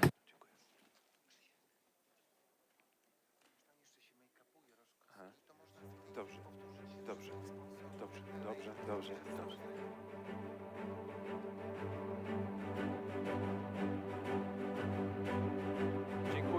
Dziękuję ja wszystkim panelistom i Państwu. Za moment zaczniemy kolejny panel. Jak Państwo widzą sami, ten dzisiejszy trzeci dzień ma inny ciężar gatunkowy. Mniej o polityce, mniej o geopolityce, mniej o filozofii, a więcej o filozofii życia. Well, we are changing panel now. We are not discussing so much philosophy, history in the morning, but now culture and history in the face of what's happening across the eastern border in Poland. I czekając na panelistów, którzy dosłownie za moment wkroczą na scenę, chciałbym przypomnieć, że partnerami medialnymi Well, let me remind you Kongresu, jak i całego who the Kongresu media są Telewizja partners Polska, and Polskie Radio, sponsors are. Polskie Radio 24, TVP Info, TVP World, portal IPL, Tygodnik Do Rzeczy, Tygodnik Sieci, portal w Polityce, Audytorium 17, portal Deliberatio, wszystko co najważniejsze i portal Trójmorze. Dziękujemy partnerom i darczyńcom strategicznym. To 3 firmy: PKO BP, PZU i Fundacja KGHM Polska Miedź. Dziękujemy partnerom i darczyńcom głównym: Totalizator Sportowy, Agencja Rozwoju Przemysłu SA, Fundacja Orlen i Bank Gospodarstwa Krajowego. Partnerzy i darczyńcy: Grupa Azoty, firma Enea, firma New Direction, KGHM Polska Miedź, Bank PKO SA, Polska Grupa Energetyczna, Tauron, Fundacja PZU, Fundacja PKO Banku Polskiego, Centrum Rozwoju Przemysłów Kreatywnych, Instytutowi Dziedzictwa Myśli Narodowej, Fundacja Agencji Rozwoju Przemysłu, Fundacji Banku PKO SA, Fundacji Banku Gospodarstwa Krajowego, Krajowej Grupie Spożywczej, Narodowemu Instytutowi Wolności. Dziękujemy za gościnę Zamkowi Królewskiemu. Mówiłem nieraz, szanowni państwo, o tym, że warto kupić książki na stoisku, które są w tyle Arkad Kubickiego. Teraz chciałbym zaproponować państwu też pewną wystawę, która ma związek z tym panelem, który był za nami. Sekundka, tylko sięgnę do pamięci zewnętrznej, bo tutaj mam wspaniałe zdjęcie z pewnym cytatem z tej wystawy. Państwo pozwolą, że odczytam. To jest wspaniała wystawa, która obrazuje, jak powinny wyglądać polskie miasta, jak do tej pory w niektórych miejscach wyglądają. Let me encourage you to visit an exhibition dedicated to the Polish cities. Na początku XXI wieku. Stąd przestrzeń environment is one of the most important aspects of city odpowiadać potrzebom społecznym. Dotychczasowe realizacje w przestrzeniach publicznych określane będą jako programy rewitalizacyjne i spełniają potrzeby infrastruktury, a realizacje miały być nastawione na szybki efekt. Wyznacznikiem zmian i potrzeb przestrzeni miejskiej staje się zieleń jako element aimed at achieving a very speedy jako estetyka, success, but as now we need to underscore more the transcendental and long-lasting effect of city development. Idea zrównoważonego Social need rozwoju w should also kontekście be jakości życia w mieście, czy reflected. mikroprzestrzeń Recreational nigdy space, dotąd nie miała chyba friendly aż tak wielkiego znaczenia. environment Jak obecnie polecam Państwu tę wystawę, more ona and jest more tam w tyle arkad The exhibition is to Odkładam be pamięć seen in zewnętrzną. the back of the gallery here, in the same room, in the same passage. Let me encourage you Spoglądam to tutaj visit. w kuluary, nie wiem czy już wszyscy są gotowi. To będzie panel, drodzy Państwo, z udziałem gości z This zagranicy, a panel konkretnie is gościa, going to który przybył do host nas guests z from Ukrainy, więc abroad, bardzo and in proszę o pobranie tego particular a sprzętu Ukrainian z tłumaczeniem. Domyślam się, że część z Państwa guest rosyjski może i pamięta i zna, ale to do equip ukraiński yourself jest ciut inny, więc warto, with a będzie the, mówił bardzo ciekawe rzeczy, więc warto mieć headsets for instrument do interpretation. tłumaczenia. I moja uwaga If i you prośba, need interpretation wczoraj brakowało between kilku the takich urządzeń. languages Jeśli of ktoś the przez przypadek conference. włoży do torebki, zabrał do And domu, another to będzie request, doskonała okazja, a by few oddać to headsets wszystko went tutaj missing i z tym, yesterday. nie If wracać by dziś do chance domu, you tylko zostawić, put to it in your wszystko bag and went kosztuje ten home with it, sprzęt. leave it Wyrozumiałość before i the end of the dostosowanie się conference. This is do naszej quite prośby. Wszyscy gotowi? Wszyscy expensive gotowi. equipment. Szanowni Państwo, przed nami panel zatytułowany Wojna i kultura. War Partnerem and strategicznym Culture, tego that's the panelu title jest of the Centrum panel. Rozwoju Strategic Przemysłów partner Kreatywnych. is the Będziemy Center rozmawiać o for wojnie the na Ukrainie, development of polskiej creative pomocy industries. We're going to be i talking przerwanej about the war in linii dziedzictwa Ukraine, ukraińskiego Polish wywołanej właśnie agresją assistance, bardzo barbarzyńskich zachowań rosyjskich żołnierzy. negative Premier outcomes i bardzo proszę o przywitanie ich brawami. produced by the Premier, war. wicepremier Piotr Gliński, Among the socjolog, panelists, kultury Prime i Minister dziedzictwa Piotr narodowego. Gliński, who's a sociologist and obviously Minister of Culture and National Heritage. Tutaj, May I tak, ask you to come on stage, Gość z zagranicy, Professor. pan Maksym Ostapenko, PO dyrektor Maksym generalnego zespołu Ostapenko, Ławra acting Kijowsko-Peczerska. director of Zapraszam, the przywitajmy naszego gościa. Kijowsko-Peczerska Ławra. I profesor, tu ja And- moje, przepraszam, niech pan w środek może siądzie. This is Tu actually będzie my moje, seat. żebym If ja you widział could kindly ask you reżyserkę, dobrze? To taka kwestia to techniczna. be seated right there. Thank you. Professor Wojciech Roszkowski, Nauczyciel akademicki, autor an głośnego academic podręcznika, teacher, o którym ten well known, było among głośno. other things, for Możemy zaczynać, his i moja skromna course osoba book. będzie w tym momencie też moderatorem. Bardzo dziękuję za zaufanie. Rozumiem, że mogę z tego mikrofonu cały czas korzystać, nie muszę mieć And the tego moderator, do ręki.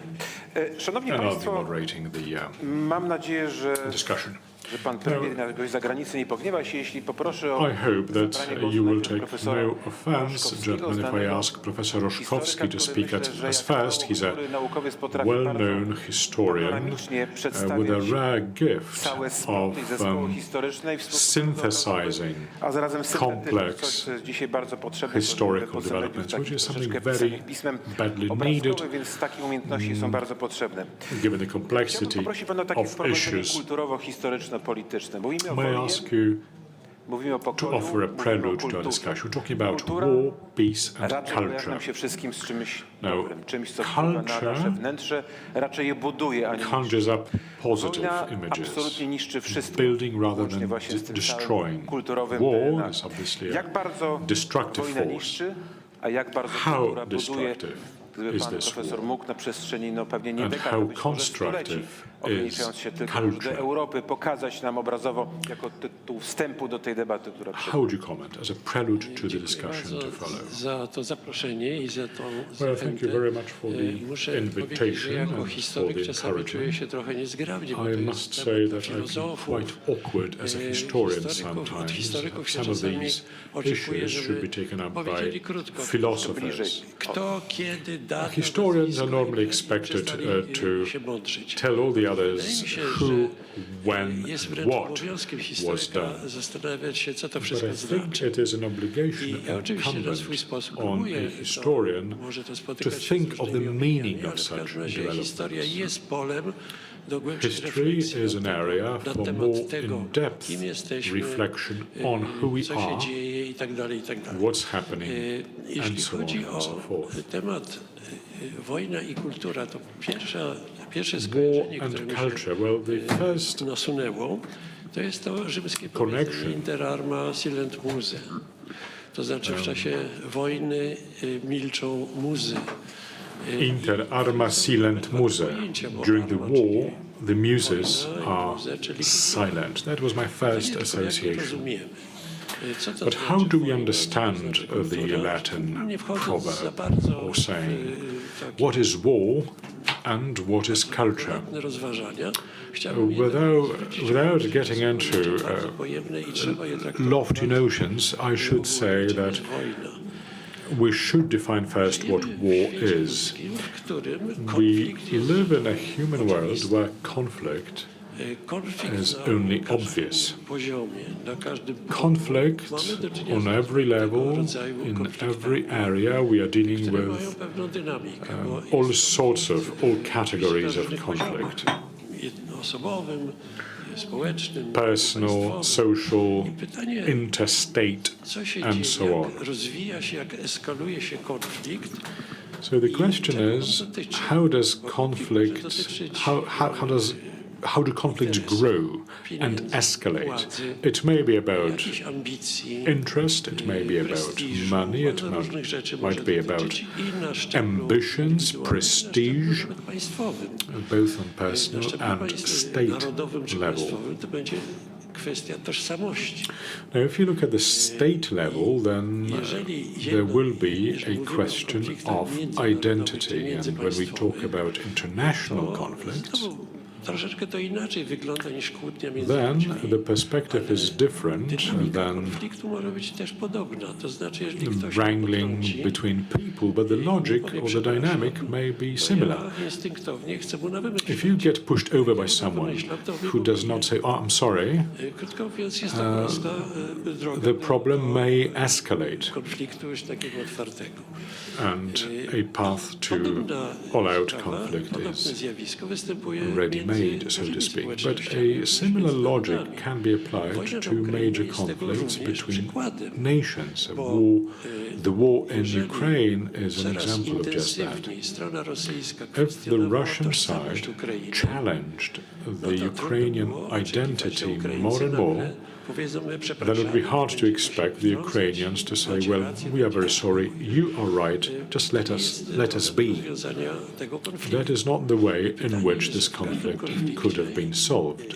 Mamy do czynienia ze stroną, można najczęściej rozpoznać ze stroną aktywną czy agresywną. In every conflict, there is an active or aggressive Jednak daje part się and najczęściej reactive or rozróżnić. defensive. Podałem przykład indywidualny, In most cases, ale you can tutaj też można powiedzieć, set jakiś the fakt, two ktoś kogoś apart. potrącił, prawda? Jest jakieś zdarzenie. And if you Teraz bump into someone in the street, it's a fact of life, and then it triggers off a chain of events. międzynarodowych również mamy do Now, czynienia in international conflicts, we pewnymi akcjami, also deal with w konflikcie, action który toczy and Polskę dzisiaj też reaction. mamy do czynienia.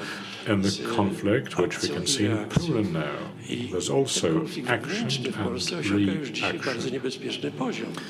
The internal conflict in Poland is reaching quite a dangerous degree. Jakieś stanowisko. Now, there may be a poglądy, conflict about a attitudes, konfliktem o to, opinions, że kogoś trzeba but zniszczyć, the jest i conflict tak pewna that droga. postulates Bo that jeżeli someone przychodzi do needs to be przekonania, że destroyed, przeciwnika then there is trzeba obviously a long way between the two. to If you już come nie to the conclusion that your opponent should be akcja eliminated, agresywna, then this is not only akcji, aggressive która wymaga action, reakcji czynnej. but the degree of it which requires Mówi się active wojnie response. w tym momencie. There is a notion of a W tym momencie just jest war. absolutnie usprawiedliwione, jeżeli Defensive action is certainly warranted, is certainly justified. If somebody challenges my right to exist, opinię chodzi. Bo jeżeli ja nawołuję do it's tego, not about my opinion, nie wiem, łysy, it's rudy, about gdzie- my existence, to really. reakcja If it's about musi być oczywista. opinions, Jeśli chodzi o pogwałcenie pewnych zasad cywilizacyjnych, I don't know that all the red-haired people should be eliminated. Well, it would obviously need to be counteracted. But as regards issues such as power game or the level of taxes, tego prawa do wolnego wyrażania opinii, to zresztą nasza konstytucja wyraźnie then it is a different story. I think the Polish Constitution, Article 37, o tym mówi. Jakie są granice is wolności. clear about it, defines the I jeżeli limits już of dochodzi the do freedom takiego of expression. ostatecznego starcia So when it comes to a final że wojna jest przedłużeniem polityki, confrontation, where we say that war is the extension of politics in the battlefield. więc But the war can start even without the use of arms as such. But when it comes to war, there always is an aggressor, an z jakiego aggressive powodu zaczyna, party. jest bardzo ważne. And it's very important to know I jest strona, która what is the root się cause for such action. And then there is the defender. Well, defense, but what does it mean? Defending nie what? jest takim bezrozumnym mordowaniem się tylko. More often war is not mindless. War is not just brutal killing. There is some purpose behind it.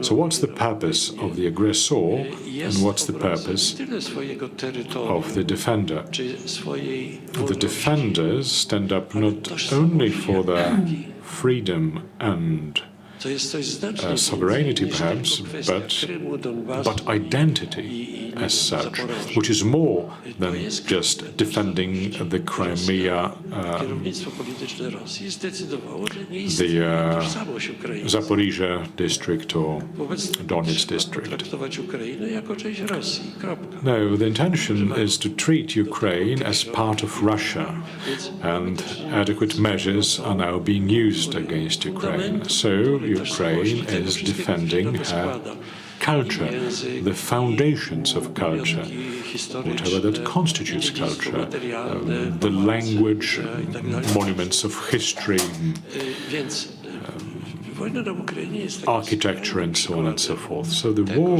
in Ukraine is an extreme example of the aggressor starting the war, waging the war, even though it had been warned many times before.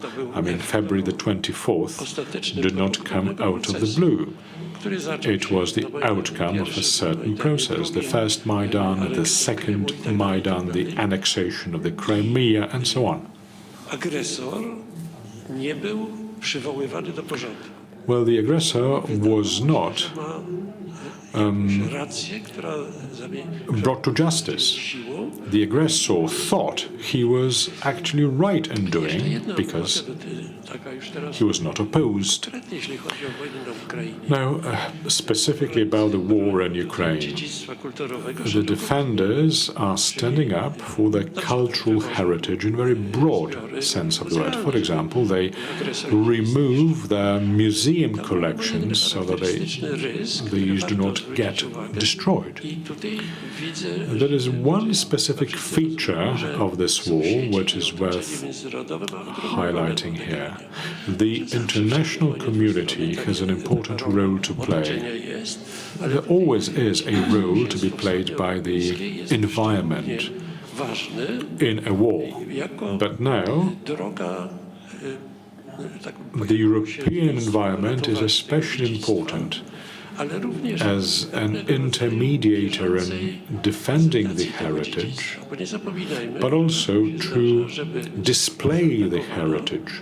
w tak brutalny The sposób attacked party w stanie prezentować swoje dziedzictwo kulturowe, nie tylko broniąc go na miejscu, cannot co czasami always dramatyczne, display its ale heritage. prezentując to It's dziedzictwo important to display it, not just defend it, but to be able to show it, to display it występu artystów in the world ukraińskich, at large.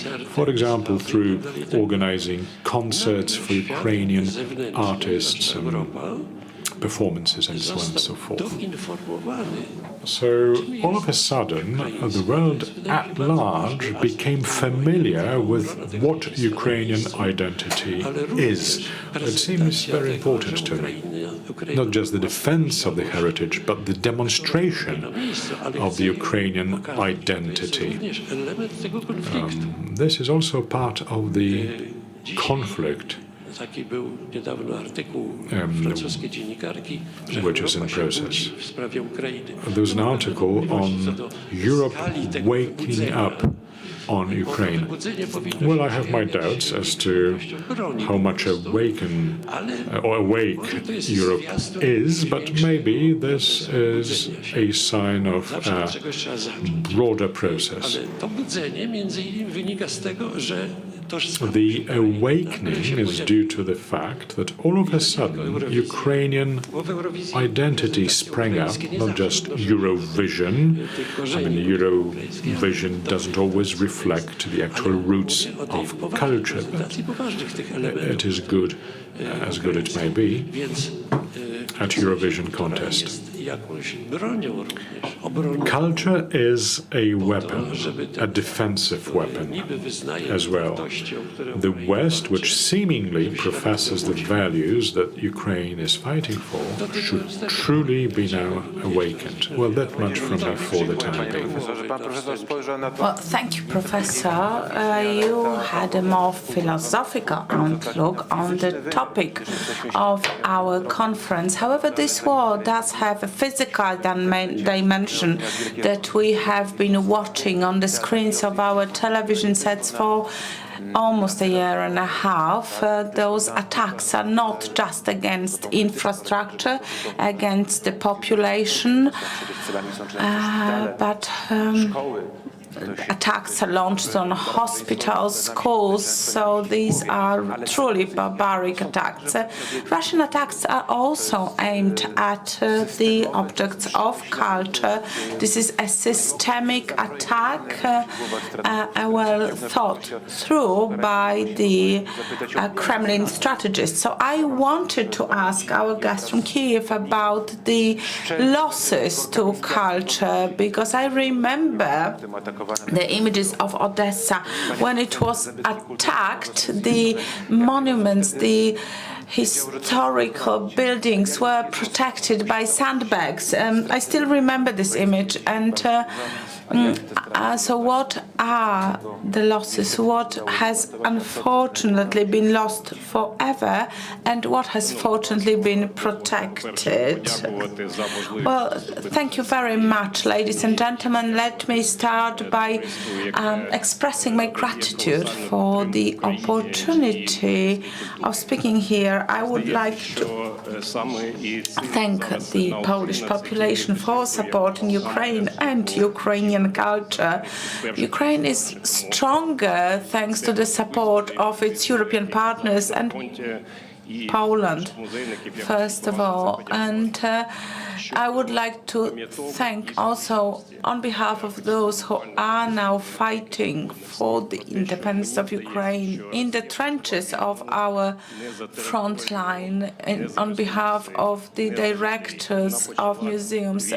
Russia launched this war against Ukraine not in order to gain territories, not in order to gain wealth. It has waged a war against European values. Ukraine was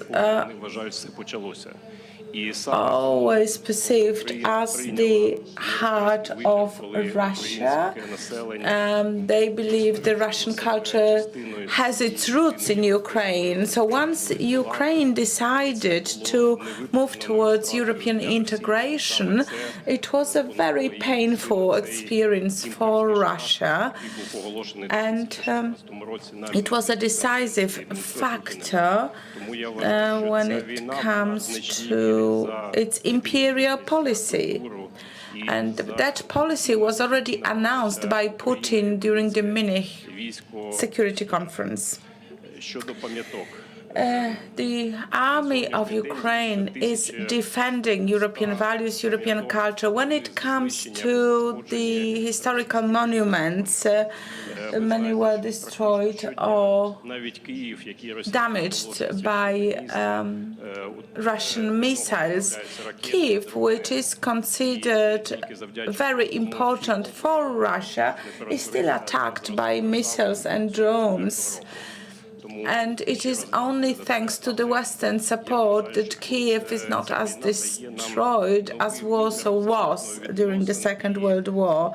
So this war presents a new dimension about historical memory, about protection of historical monuments. This is the heritage of not just Ukraine that is under fierce attack. It is the heritage of the whole world. So the attacker, the aggressor, is harming civilization as such. So it's very important for every country to be able to defend its most important assets, its most important heritage. Our Polish colleagues share their experience, share their knowledge with Ukrainian professionals, and I do hope that after the end of this cruel war, we shall be able to protect, not only protect historical monuments, but also to pursue joint projects that present our cultural heritage, presenting the European Ukraine.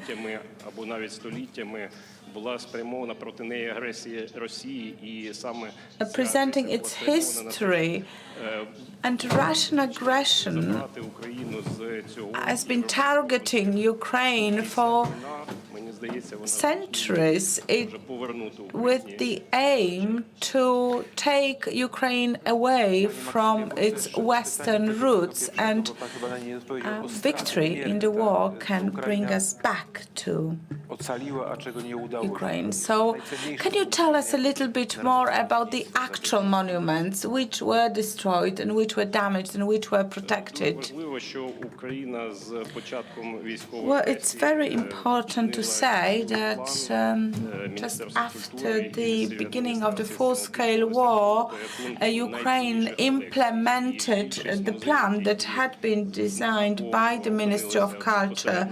Most of the collections from museums that were under attack or that were located in endangered cities managed to remove its most valuable collections from the buildings that were under attack. Unfortunately, in Mariupol and in other eastern cities occupied by Russia, some collections were lost, some were looted and taken away to Russia. Losses are substantial, and it's important to know that we catalogued our losses and we prepared a mechanism for digitalization of our stocks. And just to give you an example of the Hortyca Island, a holy island for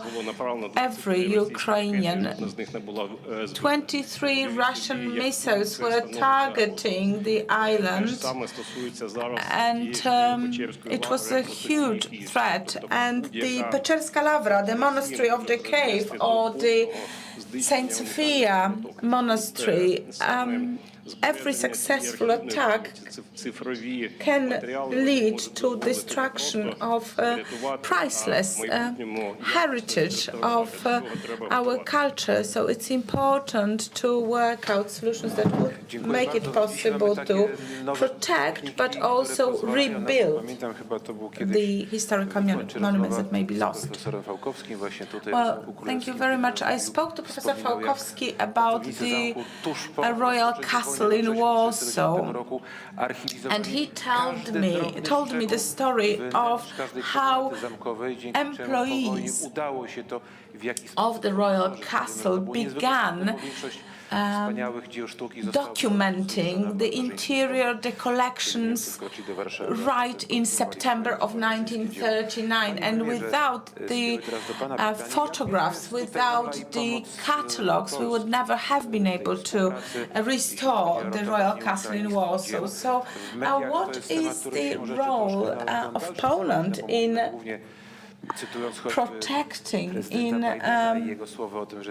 saving the historical heritage of Ukraine, the historical monuments? And indeed, as President Biden said, Poland is the champion when it comes to support for Ukraine. We opened our homes to the refugees, but there are things that are not discussed in the media, And amongst them, there are very close relations focused on protecting the cultural heritage of Ukraine.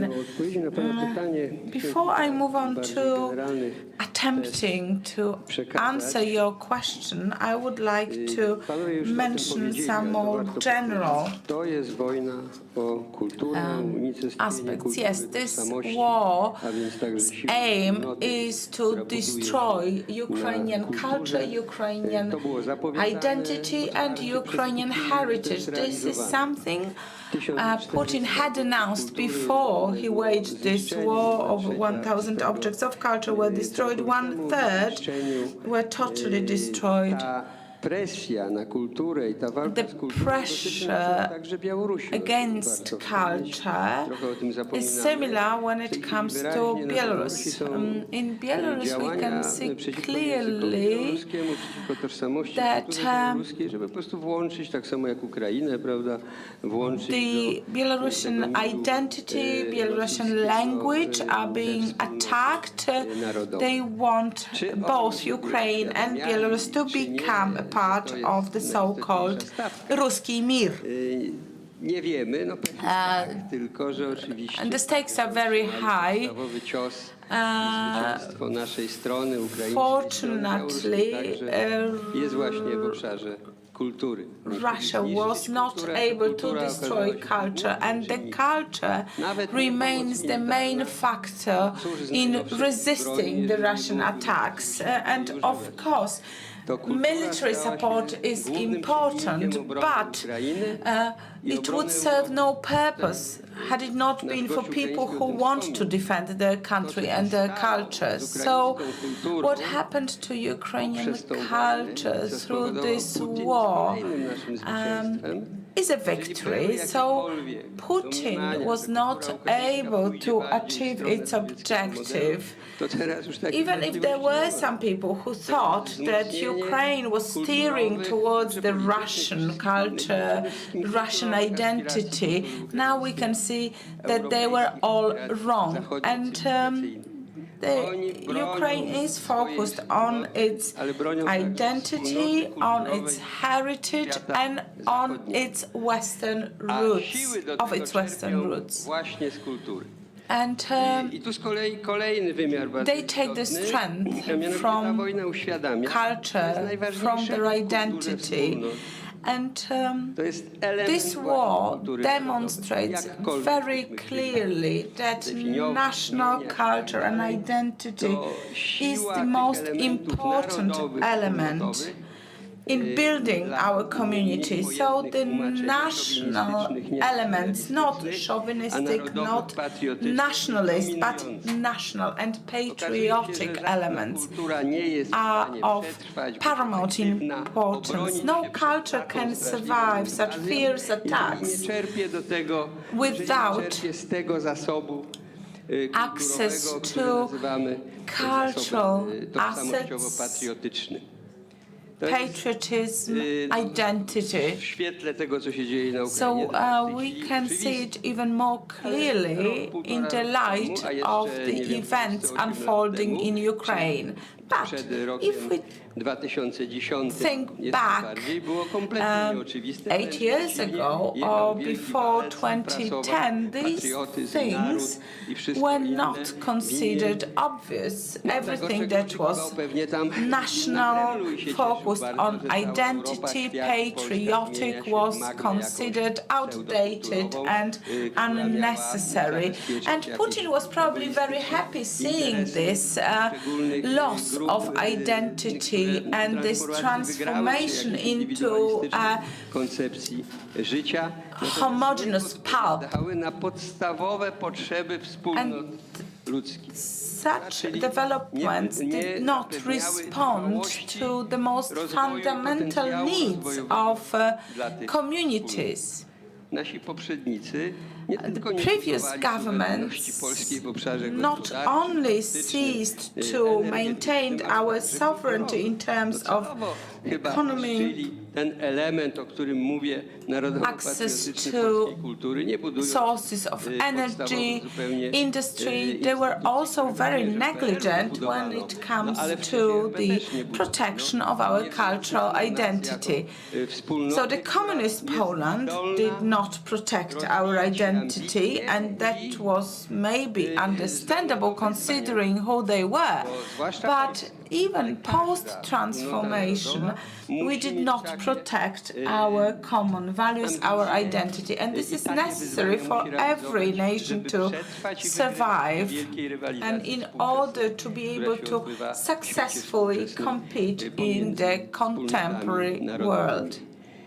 Wbrew temu, co się nam wydaje, pewne wspólnoty narodowe na zachodzie Europy national communities in the Western Europe understand it better than we might think. They act very, very wisely. They do not speak about this, but they conduct the activities in a very planned way. Our guest expressed his gratitude for our support, but we would like to express our gratitude to Ukraine and Ukrainians for protecting the values of the West, the heritage, and you draw your strength from your culture, from your identity, and this is something Putin wanted to destroy, and he lost a nation that is willing to sacrifice their life, the population that is willing to sacrifice their lives, fighting for the independence of the country will survive. And of course, we prepare for a war in order to protect peace. That's very often the truth, but we do not only have to be prepared in terms of military assets, we need to draw our strength from our culture, from our heritage. Every intelligent person in the world is able to understand that culture is important. Now, this is a European conflict, and Europe cannot say that they do not see that this is a war against Western values. The world understands how important culture is, and culture that strengthens national identity and patriotism. And it's not about nationalistic or chauvinist or xenophobic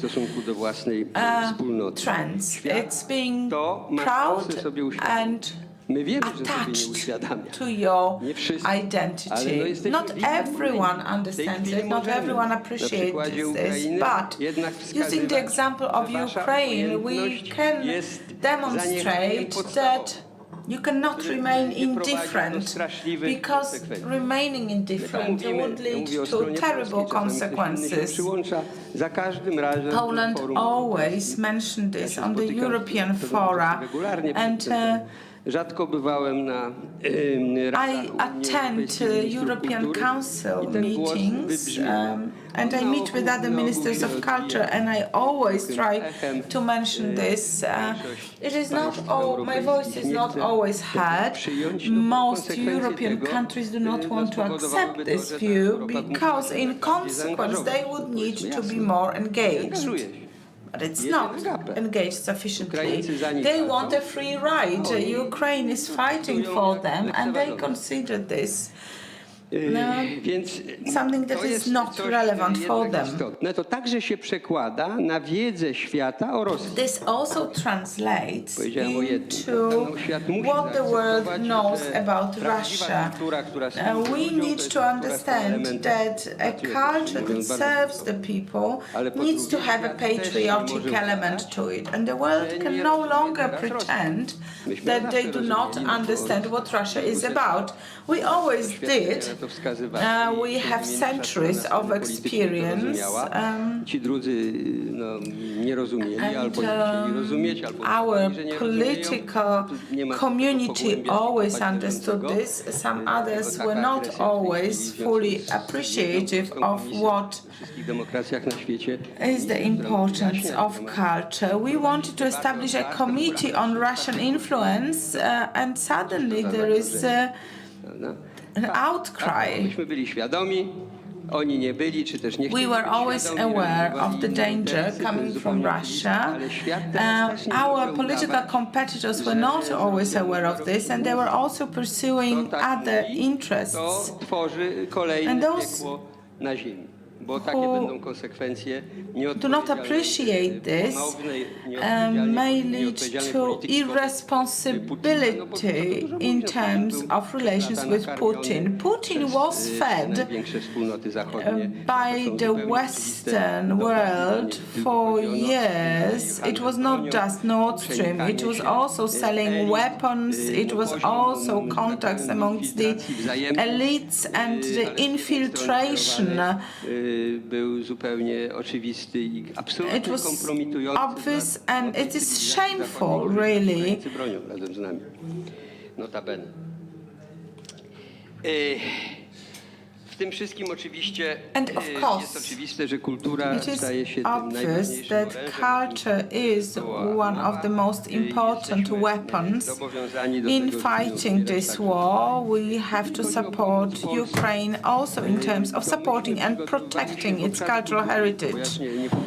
And when we speak about the realm of culture, that's what I would like to focus on, because certainly we spend billions of dollars or euros in terms of military equipment, and that's also necessary in order to protect Ukrainian heritage and culture. So Poland is doing this, and this military support is provided, if not by the whole world, certainly by the most important players, and this gives us hope for the future. So there is hope. And when it comes to support, and thank you very much for your gratitude, but this is not just a humanitarian duty. We consider this an obligation towards our own people, and I'm very happy about this new relationship between Poland and Ukraine, and I'm very happy to see the improvement, because I know what the situation was like before the war. I was the minister who tried to communicate with the Minister of Culture of Ukraine, and unfortunately I was not heard. We had a similar situation with Lithuania. Minister Szczerski is here, and we have this beautiful exhibition of Lithuanian painting, and some 20 years ago it was simply impossible to organize such an exhibition. Lithuanian partners were simply not interested in presenting our common heritage. So it's wonderful that we are able to present this wonderful art, and the resistance is gone, and we have similar developments in our relationship with Ukraine. I'm a great friend of Minister Tkachenka, with Simonis Kairis, the Minister of Culture of Lithuania. We met in January, just before the war. They just happened to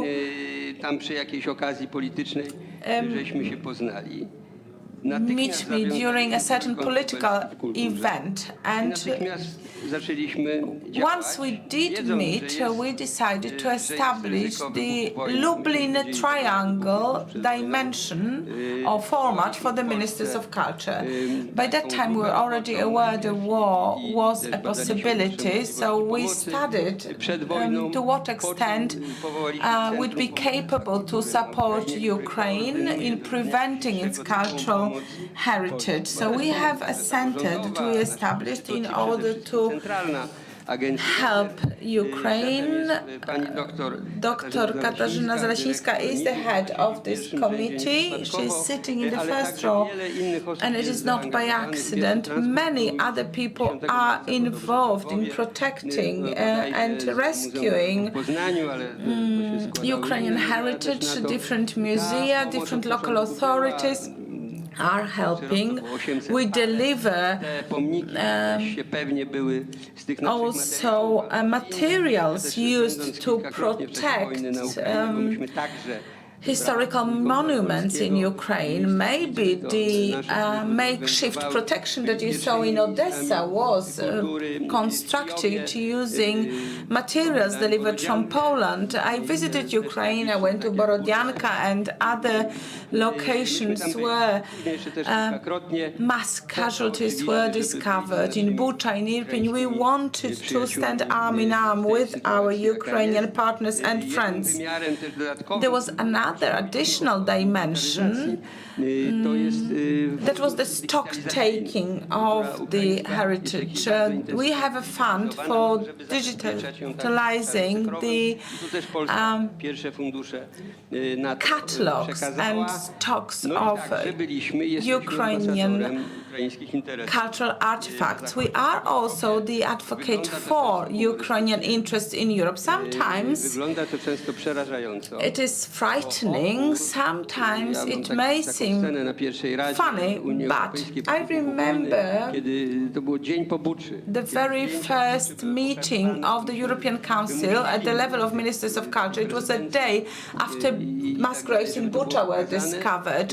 We wanted this to be shown, and Madam Gabriel is from Bulgaria, but she is a Brussels civil servant, and she was running away when I said, why there is still no funds provided for protection of Ukrainian culture.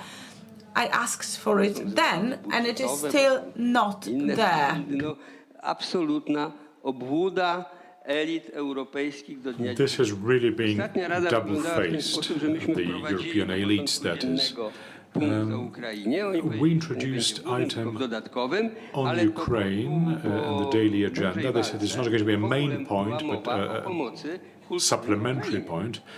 Only a major battle on assistance to Ukraine in the area of culture. There we meet European ministers of culture. European culture is being demolished, and they didn't even want to discuss it as an item on the agenda. Then presidency subscribed to our motion, so that it was not just Polish motion, but the presidency motion. But the Germans added on an item, assistance to Ukrainian refugees in German libraries. Of course it is important, but they selected just one niche of assistance and kept it like that. 1,000 more important issues, but they went for assistance for refugees in German libraries. Well, in the past, there were people who first banned books and libraries, then they banned people, and now you need to help refugees in German libraries. That was the gist of the speech which was made at the time. I think this shows the level of misunderstanding on the part of the European elite of the current reality. She actually used elegant language. She did not think it was very inappropriate to do so. I do not want to convert that discussion into Polish-German discussion, but she will be our host and soon, and I will propose to continue this discussion, because there the entire library was burned down. We know what the Germans did in this respect, but we are not drawing conclusions from that. not enough support is being extended to the Ukrainian culture, children who are being murdered. It's simply not happening. Or if you look at UNESCO has not been excluded from membership to date. In fact, they wanted to organize a session in Kazan during the war. But Russia is still an important player there, and the Russian channels are still functional. It is worth a while to inform the public opinion about these facts. After all, we are talking facts. No, there was a council of the ministers of culture in Luxembourg.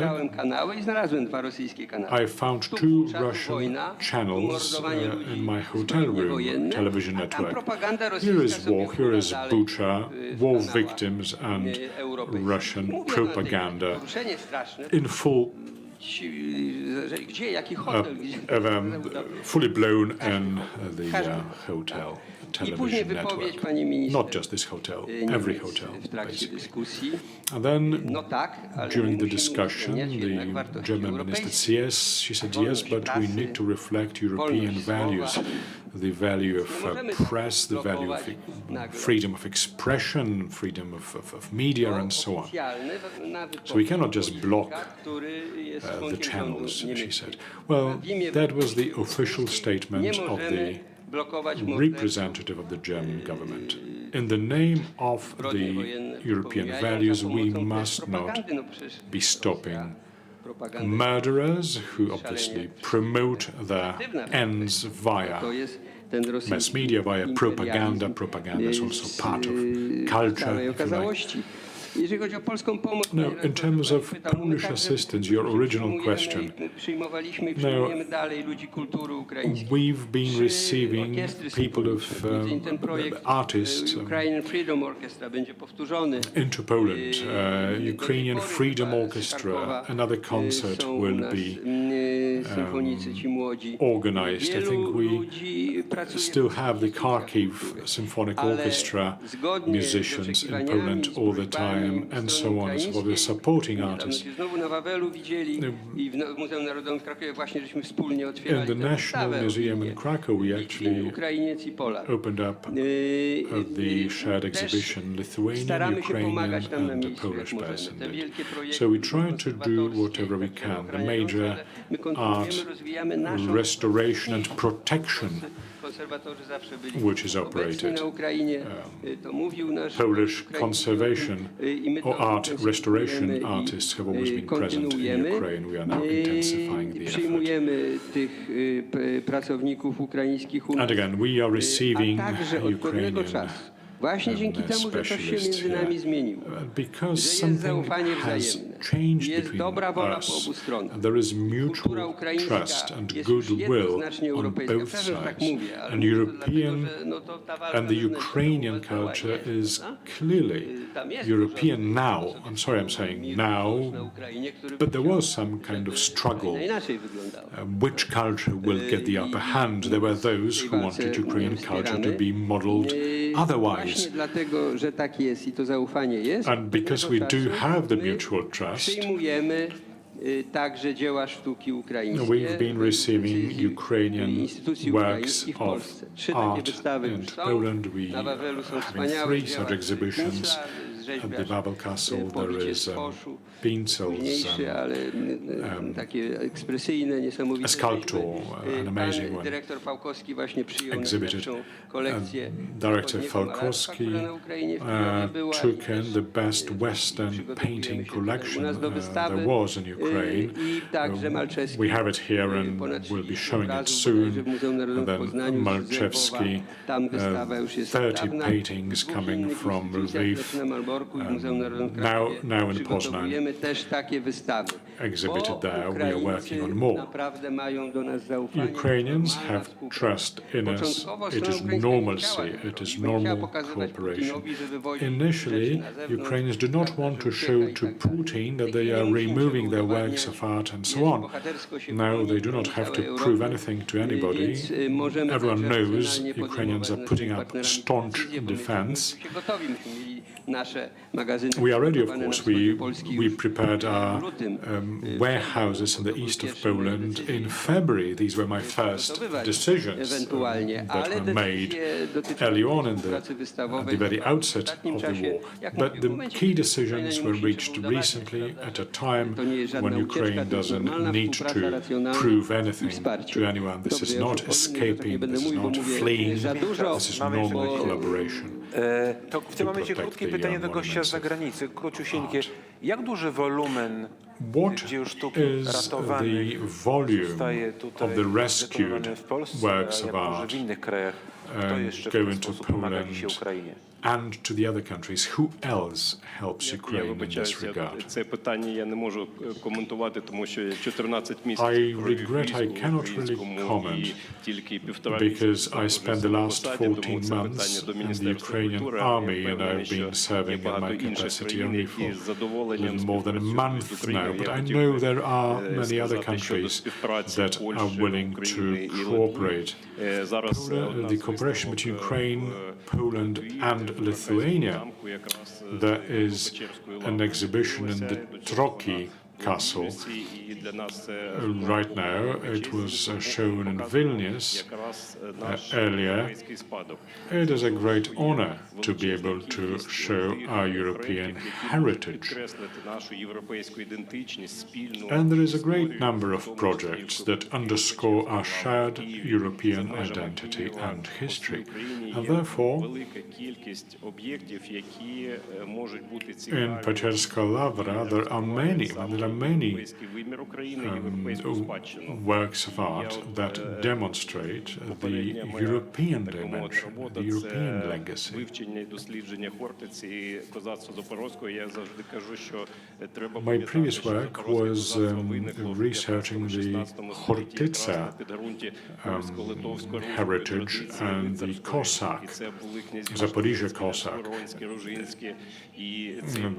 Wiśniowiecki, Lańsko-Rońscy, Różycki, dukes. Oftentimes, conflicts or contradictions were pointed out. I would like to share the common denominator between our cultures. Prime Minister, you talked about systemic destruction of Ukrainian culture, or our guest talked about how the language is now imposed and Ukrainian language being now disbanded. Culture as part of the hybrid war. When we talk about hybrid war, we think back to 2014, the green little people, the uniforms can be bought in every shop. Now we talk about hybrid war in a broader sense. Cultural war is oftentimes used against countries, has been used as such in history. As we said before, the war in Ukraine is a war about identity, about the foundations of the Ukrainian nation. And we are very proud to be able to help Ukraine now. But sometimes you feel this sense of superiority. I want to make one point very clear, as we may be forgetting it.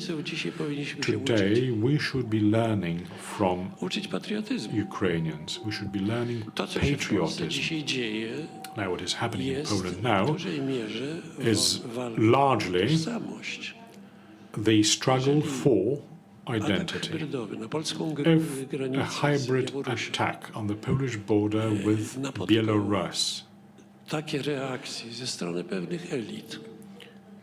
To jest was reacted to fundamentalne pytanie. the way we know by To kim my certain jesteśmy? elites, then the question I is, te who działania nie are we? spotkały się z odrzuceniem. And Spotkały these się z śmiechem, activities z were uznaniem, really not z aprobatą. repelled. Some would laugh at them, some I jak would to say świadczy nothing, o some naszym would poziomie w quite Polsce, approve. naszym poziomie tożsamości i So patriotyzmu. what does it say about our own Nawet jest szantaż degree moralny, of przeciwstawia identity się and patriotism? rzekome Or even there is a moral blackmail. po Some people z nachodźcami, a nie z uchodźcami. Z nachodźcami, czyli ludźmi, którzy zostali we're not dealing with refugees, we're dealing with immigrants to be pushed across the Polish border unlawfully. I mean, there were regular border crossings. Why haven't these been used? If you think that the physical or forcible To pytanie, kto to mówi i dlaczego crossing of the border is good, then who says that? Why do they say that? What does it prove about their awareness of the to Polish poświęcenie i to bohaterstwo raison d'etat? to powinniśmy sami się zastanowić. So, looking at these sacrifices that Ukrainians are now making, Naszej wspólnoty I think we narodowej, should że give it a ktoś serious polskiej thought. granicy nazywa śmieciami. And if the defenders of the Polish borders are now referred to by some as Duża część trash, polskiego społeczeństwa we need to answer the question, why do they say that? Who is saying that? And many people remain unresponsive i manifestacje to these. There are rallies in Poland under the banner of które jeszcze niedawno, wczoraj dodatkowo żeśmy słyszeli. vulgar slogans. We heard some of them yesterday. Now, what kind of sentiment is that? What does it prove? What does it tell us about those who voice these sentiments, other than perhaps being Czegoś tam. Może out of mind? Tylko jak to, co to mówi o dużej części polskiego społeczeństwa, które na to mówią oj tam, oj tam. It's an important question. A large part of the Polish society remains unresponsive to these aggressive notions and slogans. Żebyśmy nie mieli wątpliwości, wojna kulturowa trwa i nasila się również w naszym. To be clear, the cultural war is well underway and it is escalating also within Poland. Tego, że nic w Polsce nie jest dane na zawsze. We should draw the following conclusion, I think. Nothing in Poland is given forever and is to be taken for granted. We have the same problem as Ukraine in Poland, where we've repelled external influx of immigrants, but we have the foreign agents among our midst, inside.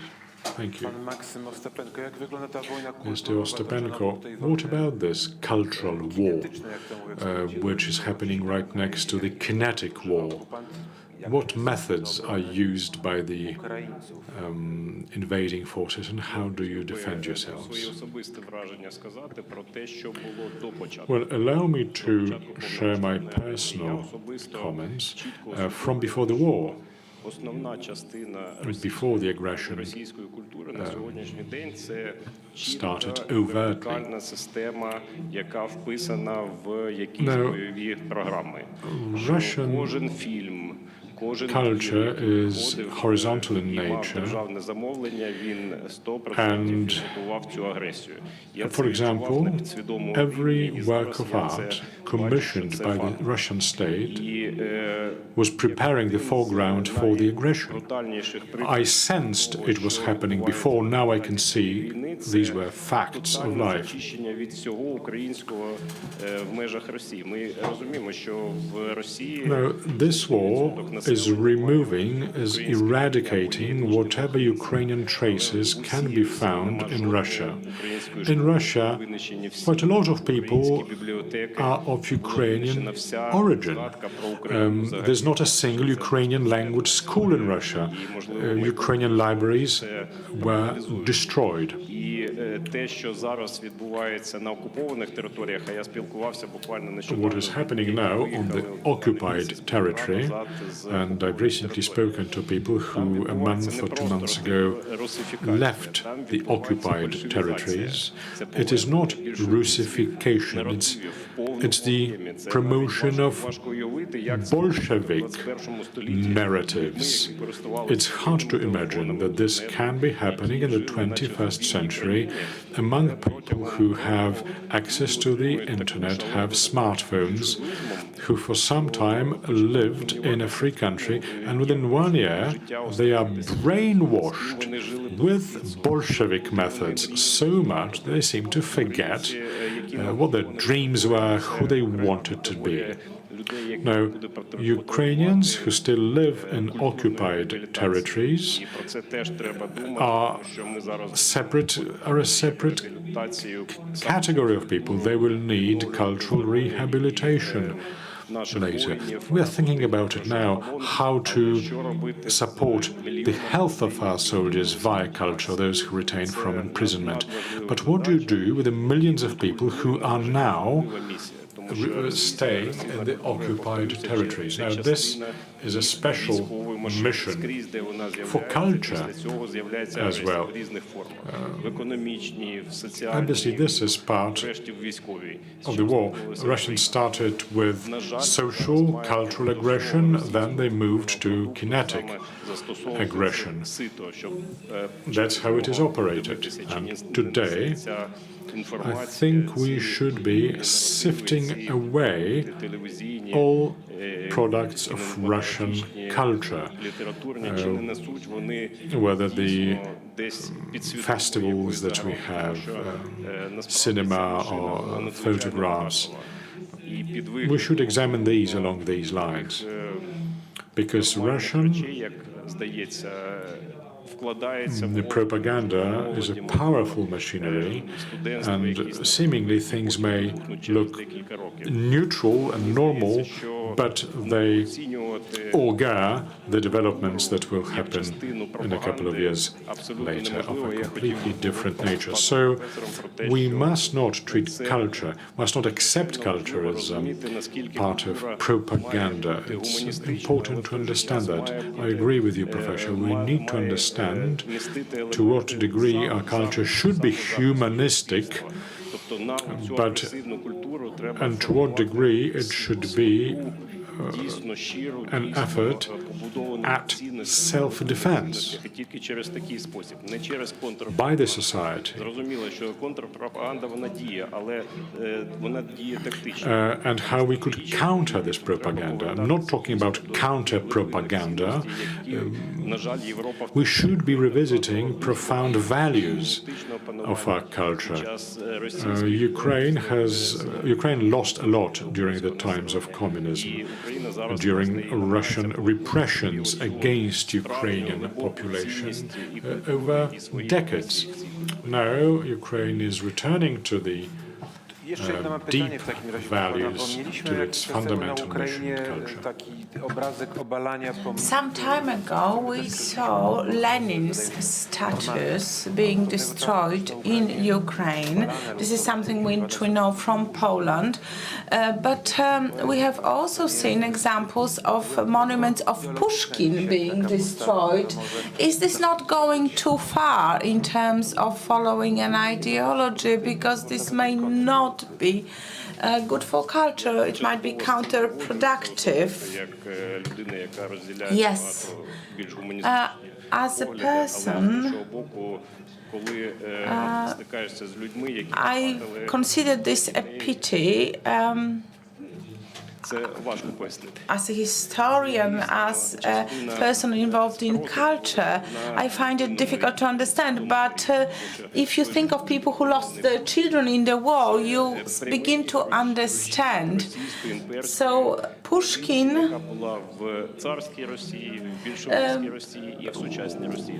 in the Tsarist Russia, in the Bolshevik Russia, the imperial tradition was something that was also built on the works of Pushkin. So if you look at the map of Ukraine, you will see thousands of streets named after Pushkin, thousands of monuments to Pushkin, And the Ukrainian authors are not as prominent. They are considered second best. So the topography of our streets, our monuments should respond to values of our country, the heroes of our country, of what is important for our society. So in a situation of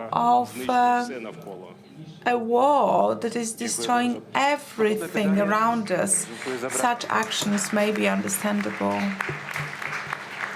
I would like to ask Professor Gliński, Deputy Prime Minister, a similar question. Adam Mickiewicz Institute had a major Russian department until the war.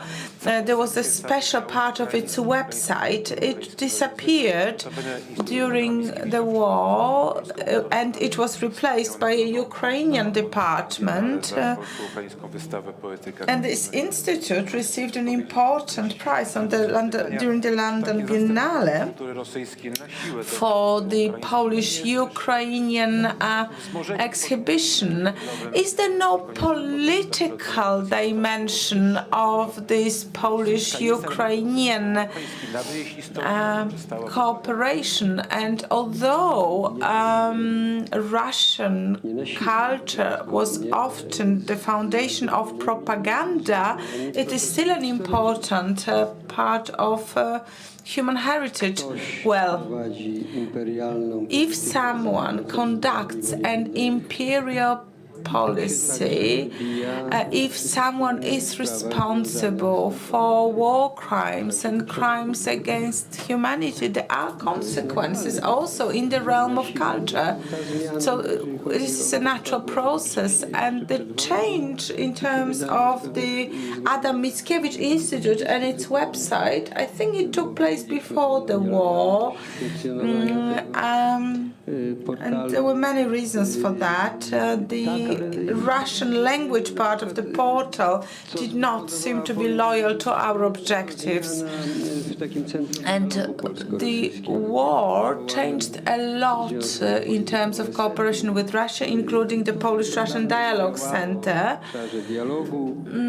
The center was not effective in terms of dialogue. We were actually looking for ways to build a sensible dialogue with some reasonable representatives of Russia, but we were not successful. Our attempts were ignored, so we decided to close this center. Its nature has changed, and now we are focusing on cooperation with all civilized nations in the eastern part of Europe. It is now called the Miroszewski Center. We are also active in many different areas when it comes to Polish-Ukrainian cooperation, be it the Design Festival in London, where Adam Mickiewicz Institute was awarded. Its director is present here, so my two favorite directors are in the first row of chairs during today's panel. I suppose it is to support me as a panelist. Thank you for that. And this is what we should continue doing. We have very close cooperation with the institutions of Ukrainian culture. Our cooperation goes back to the period before the Second World War, and we continued this cooperation. We had many rational partners, and I would like to reiterate what I had already said. At the political level, cooperation was sometimes difficult, but we had great partners in institutions of culture, and we had no problem in terms of social and cultural cooperation. It worked very well. It also helped us to in hosting the refugees, because there was already some mutual trust.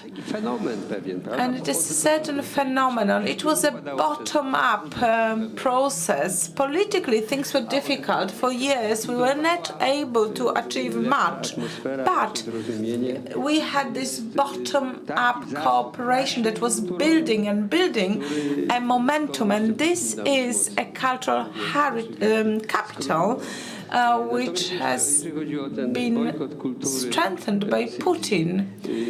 And when it comes to the boycott of Russian culture, the most important argument is the argument presented by our Ukrainian panelists. If Ukrainian mothers, if Ukrainian children wants this, I'm not going to question it. But there are some other more rational arguments. And after the war, we could read some papers on it. Almost all artists always supported imperial policies. Turgenev, and not to mention Fyodor Dostoevsky, albeit a great writer, he was still a supporter of imperialist policies of Russia. So, unfortunately, this is something that has always been an intertwined system. Propaganda was very strong. Russia always invested a lot in propaganda, and the West is not able to defend itself, is not able to effectively sanction these propaganda efforts. And we are, contrary to some people, to what some people say, we are not falling for censorship. There are no formal decisions by the Minister of Culture. However, we recommend it for our cultural institutions to consider the cooperation with the Russian artists. And it was their decision. Some people said, oh, Pushkin should not be ignored. Well, we can put Pushkin on hold for a while. We do not have to say that. And we just want to follow what our Ukrainian partners are recommending. I myself took part in a funeral of a Ukrainian soldier who was killed in this war. So it was the Russian imperialism that was responsible for this war, and we can see the evil dimension of Russian culture now. And all this experience of the war and its influence on how we perceive the culture.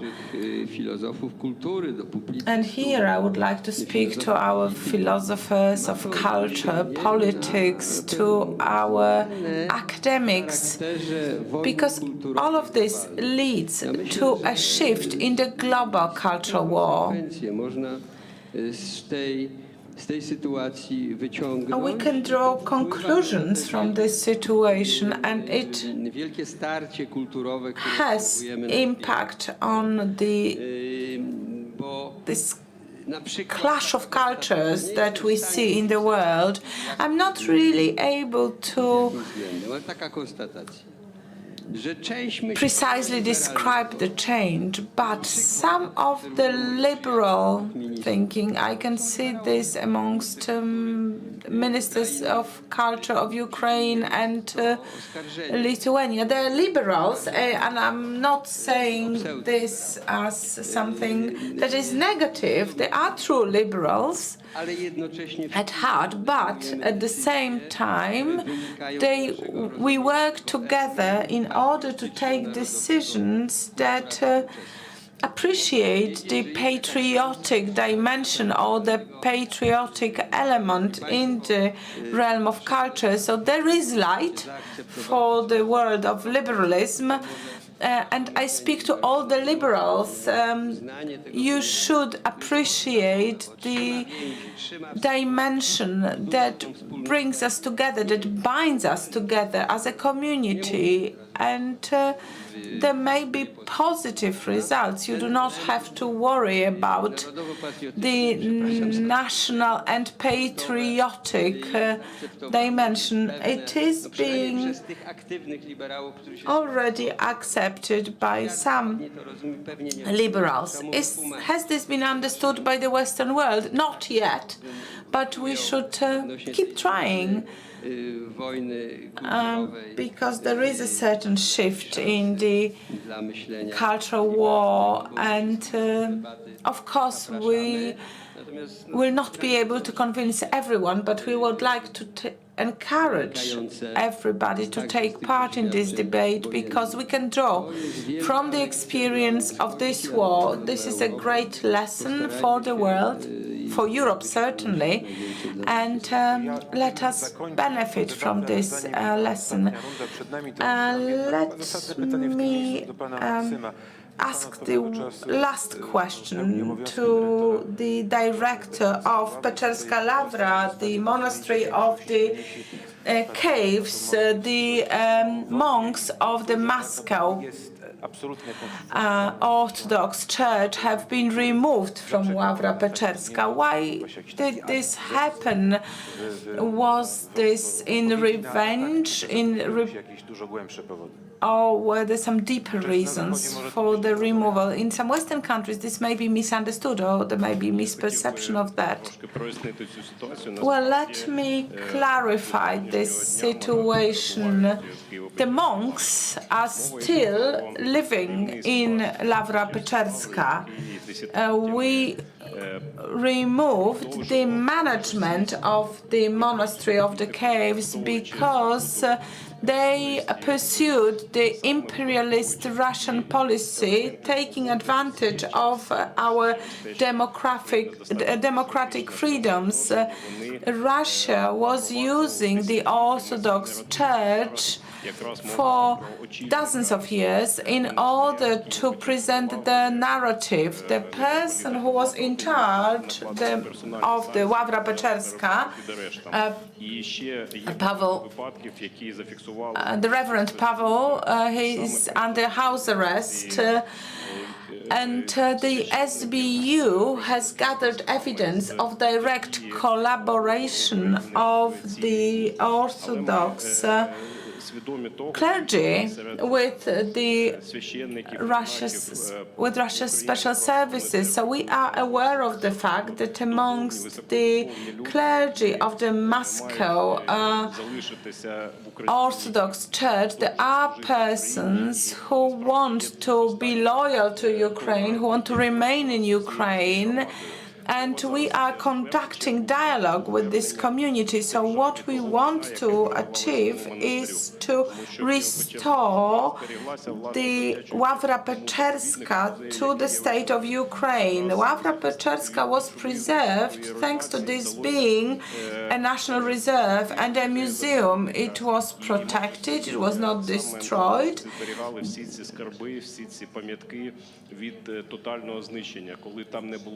And it was protected from destruction before the monastery was re-established. The monastery has every right to remain there, but for many years it became a platform for political influence of the Russian Orthodox Church in Ukraine. During the presidency of President Yanukovych, there was an attempt to move the museum from Ławra Peczerska, and it was planned for it to become the seat of Russian Orthodox Church in Ukraine. So this was part of cultural war against Ukraine and against the Western world. There are dozens of examples of destruction of the European and Western elements of the buildings and equipment of Ławra Peczerska. The only elements that were truly protected in the recent years were the elements of the Russian heritage. All the elements of Byzantine culture were destroyed, were lost. The only narrative that was presented was Ławra Peczerska being part of the heritage of Russian Orthodox Church. We want to restore all the dimensions, and now there is the underground part of the monastery. The monks are allowed to stay there, but Ławra Peczerska is to no longer serve as an arm of Russia's Orthodox Church in the center of Kiev. And when we were conducting our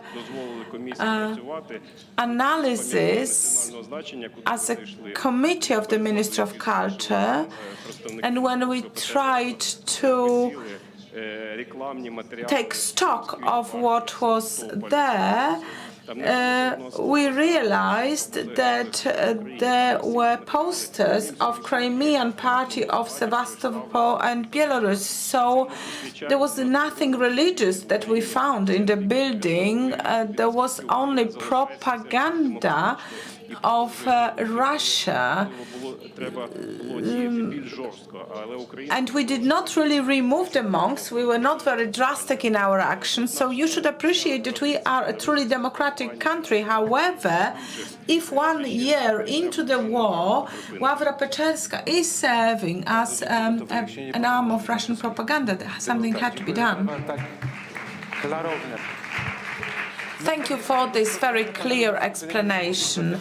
Let me take this opportunity to end our panel by asking a question on what conclusions can be drawn from our experience. So I would like to address you, Professor. You're a historian, so you can tell us how things were over centuries and what we can expect now. Well, that's exactly what I started to think about during the discussion. Conclusions for the future in wartime, as certain aspects of reality are more visible. They stand out, they shout out. Let's start from the Russian motif of this conversation. Now, today's Putin's Russia revealed the true foundations of Russian culture. Well, sometimes people stand up for Russian culture saying it is European in nature, as some names are quoted, composers, writers, you must not cross them out, and so on. But I think we should ask a certain important question point blank. Which part of the Russian culture is really part of the Western civilization, the way we understand it? Starting from critical Greek philosophy, Roman law, and Christian culture. Very little. It's worth a while to bring back Dostoevsky, Gogol, Shchedrin, Saldikov, and many other luminaries. They would themselves present Russian civilization as a caricature. They would uncover its barbaric features. I'm just leaving this as an open question. I am not going to annul Russian culture completely, but the way it is presented today, the way it shows itself today, is really worrying.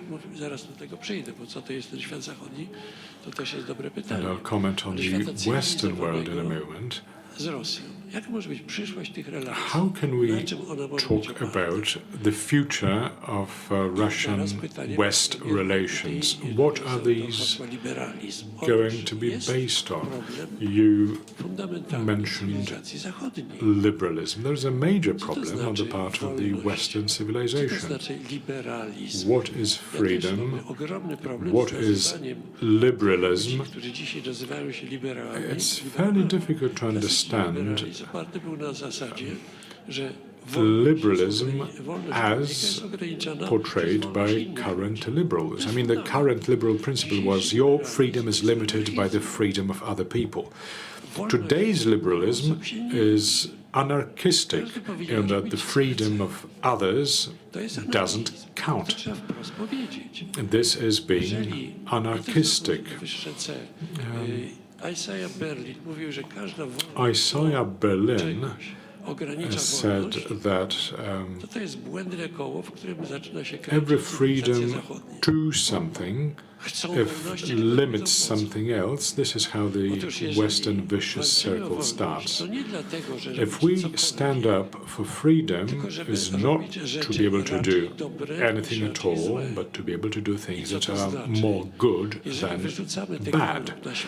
And if you dump the Ten Commandments, then you don't know what you actually mean without the Ten Commandments. What's left behind is whims, fancies, interest, career, money, perhaps. But these can be destructive at the end of the day, both to human beings, individuals, and the societies. If you cut out the Decalogue, Ten Commandments, the freedom suffers. Without values, the freedom doctrine leads to enslavement. And odnieśli się do pomocy, zrozumienia sytuacji Ukrainy na Zachodzie. That is why we commented on the response of the West to supporting Ukrainian culture. They seem to be shrugging their shoulders. It's not our business, they seem to say. If these tanks were to move up to Paris, they might think otherwise, but it's 2,000 kilometers eastwards. So they have their freedom, but it's not quite know how to use it. Ukrainians know what purpose their freedom should serve. But if in the West they don't, they should be able to learn it. Freedom carries a price to it, also the price paid in blood. As we know, Polish-Ukrainian relations were difficult, very difficult, historically speaking.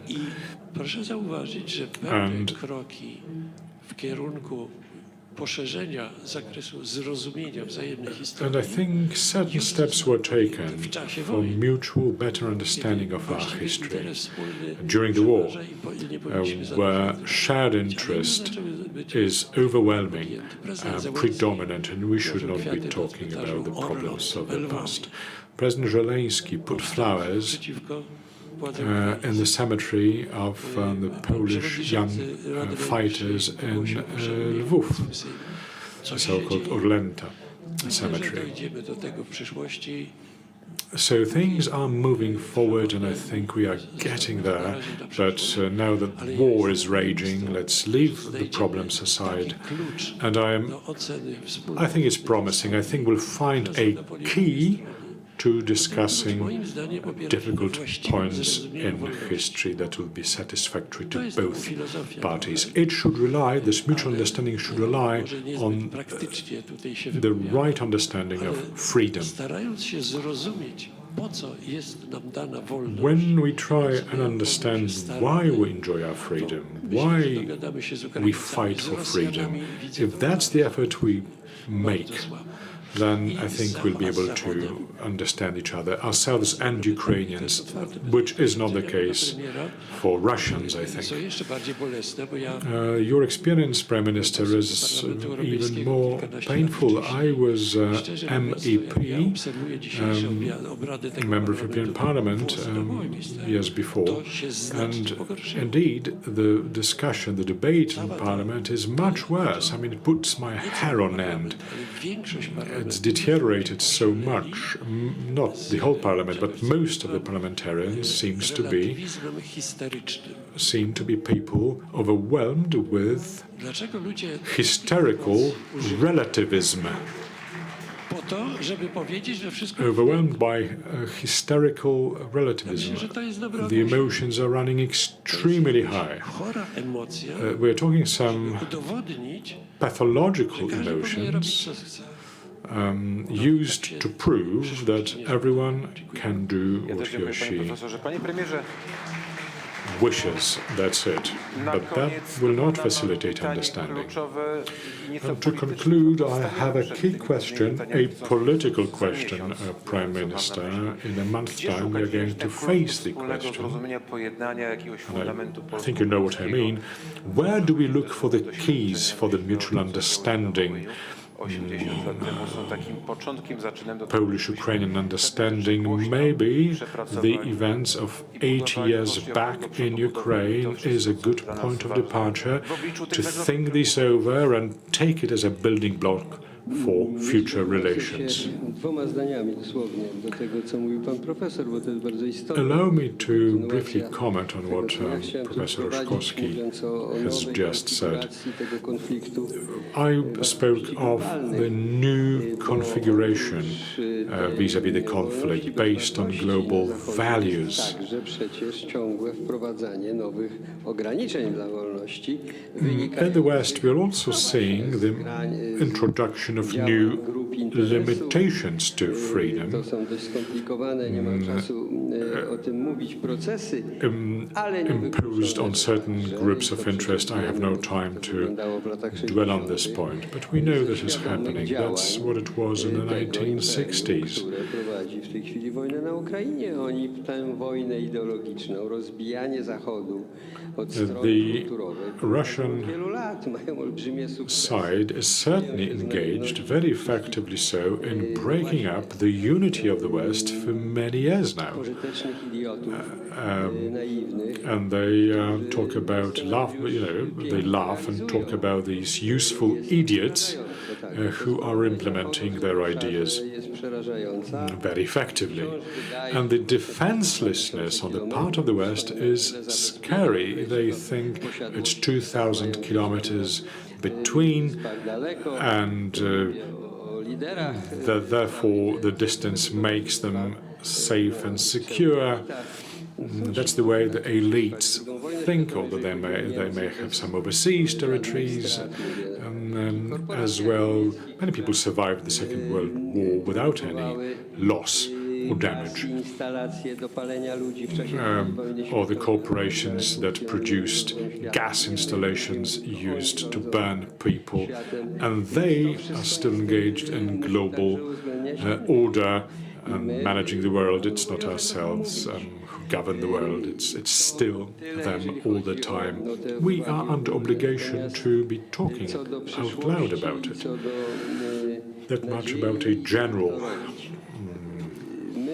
comment. Now, what should be done? Well, and the hope for the future. We are acting step by step.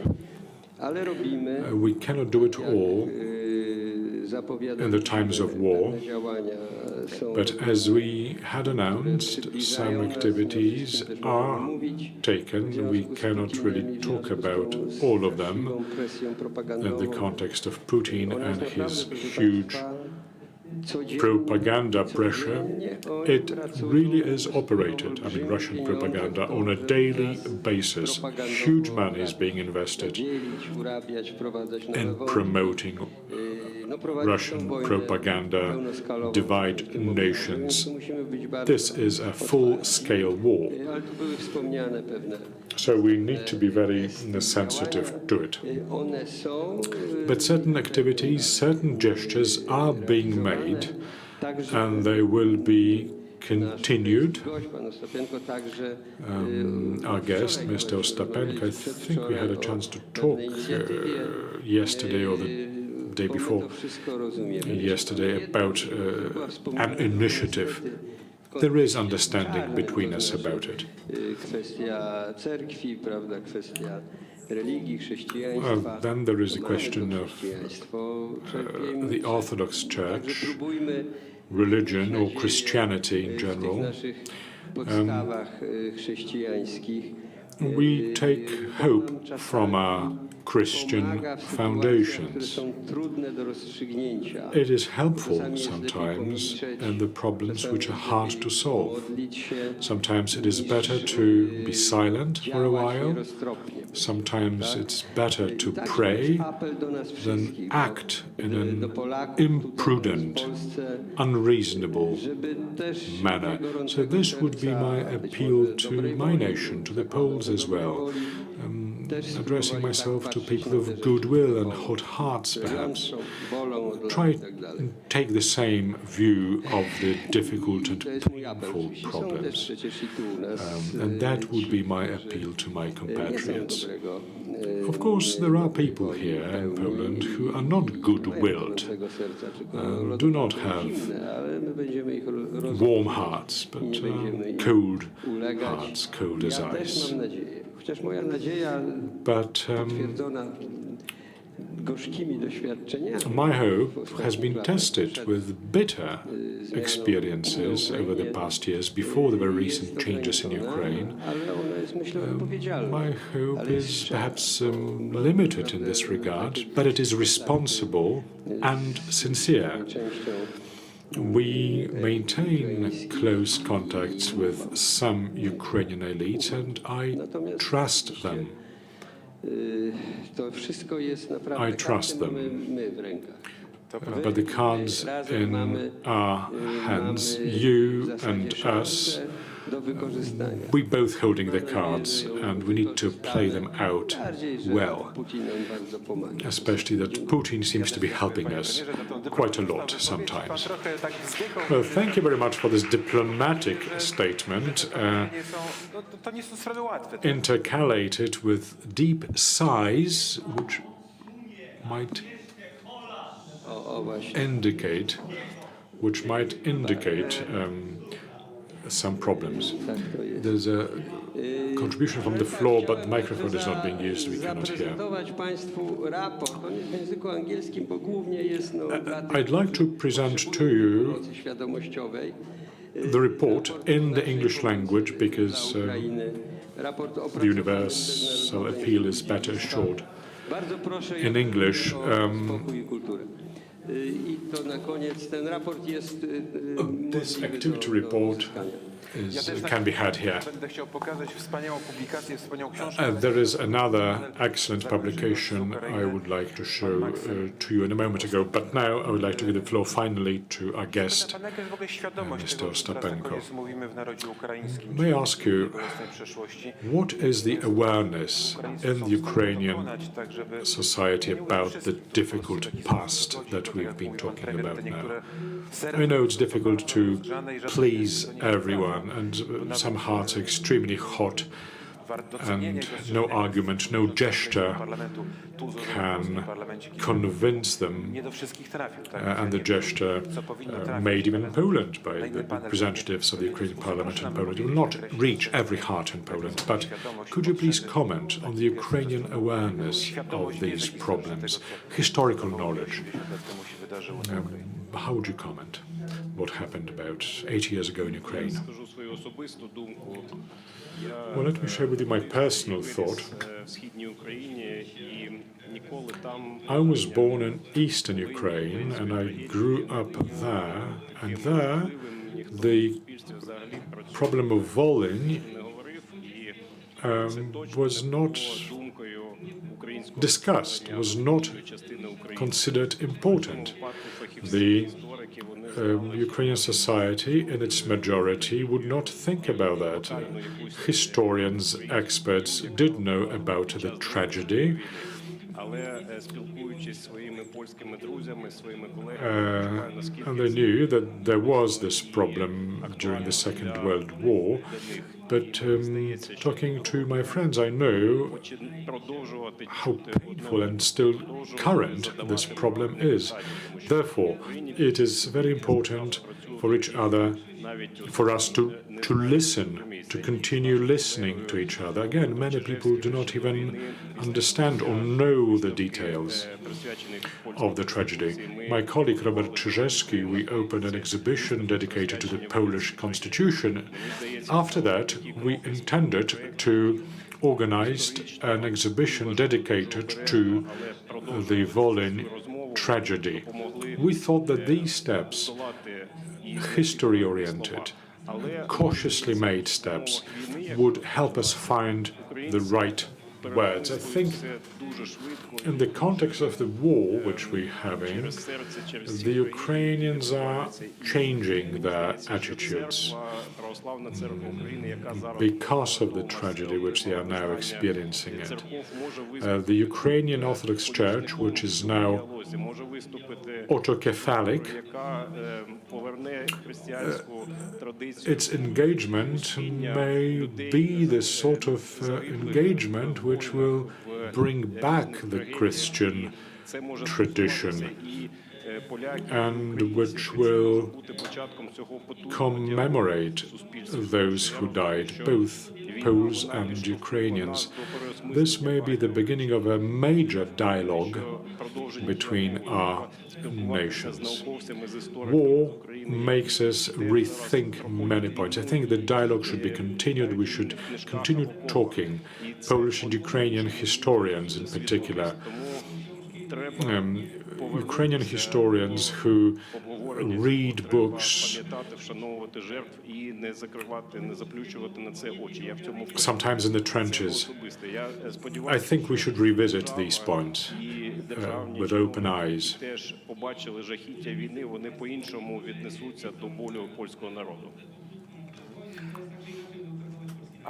And I think the civil servants in Ukraine, seeing this brutal war, will take a different view of the Polish nation.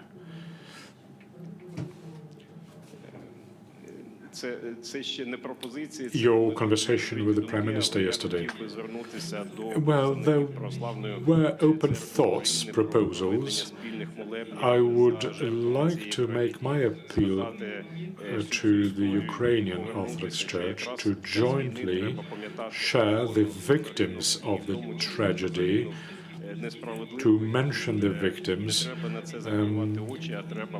commemorate those who lost lives during the war, especially if they lost their lives in a completely unjust manner. We should look for platforms for dialogue through the clergy as well. Jesteśmy świadkami chyba historycznej deklaracji. Dziękujemy. Maksym Ostapenko, Piotr Gliński, Wojciech Thank you very much, Maksym Ostapenko, Piotr Gliński, Professor Roszkowski. We spoke about what connects us. We spoke about building bridges. This is a wonderful publication by Karolina Lanskorońska, the frescoes of the Sistine Chapel and other masterpieces of Michelangelo. This book is available free of charge. KGHM and Totalizator Sportowy sponsored this book. Karolina Lanskorońska, a beautiful book and as part of her PhD publications. And let me read just a small passage. Studies on the art of the genius from Florence made it possible for Karolina Lanskorońska to start its studies in Lviv and helped her survive the imprisonment in Ravensbrück. So thank you very much. You can receive this book as its publication was sponsored by Totalizator Sportowy and KGHM Foundation together with Poland the Great Project. The frescoes of the Sistine Chapel and other masterpieces of Michelangelo. And we shall now have a lunch break, and I will see you in 1 hour's time.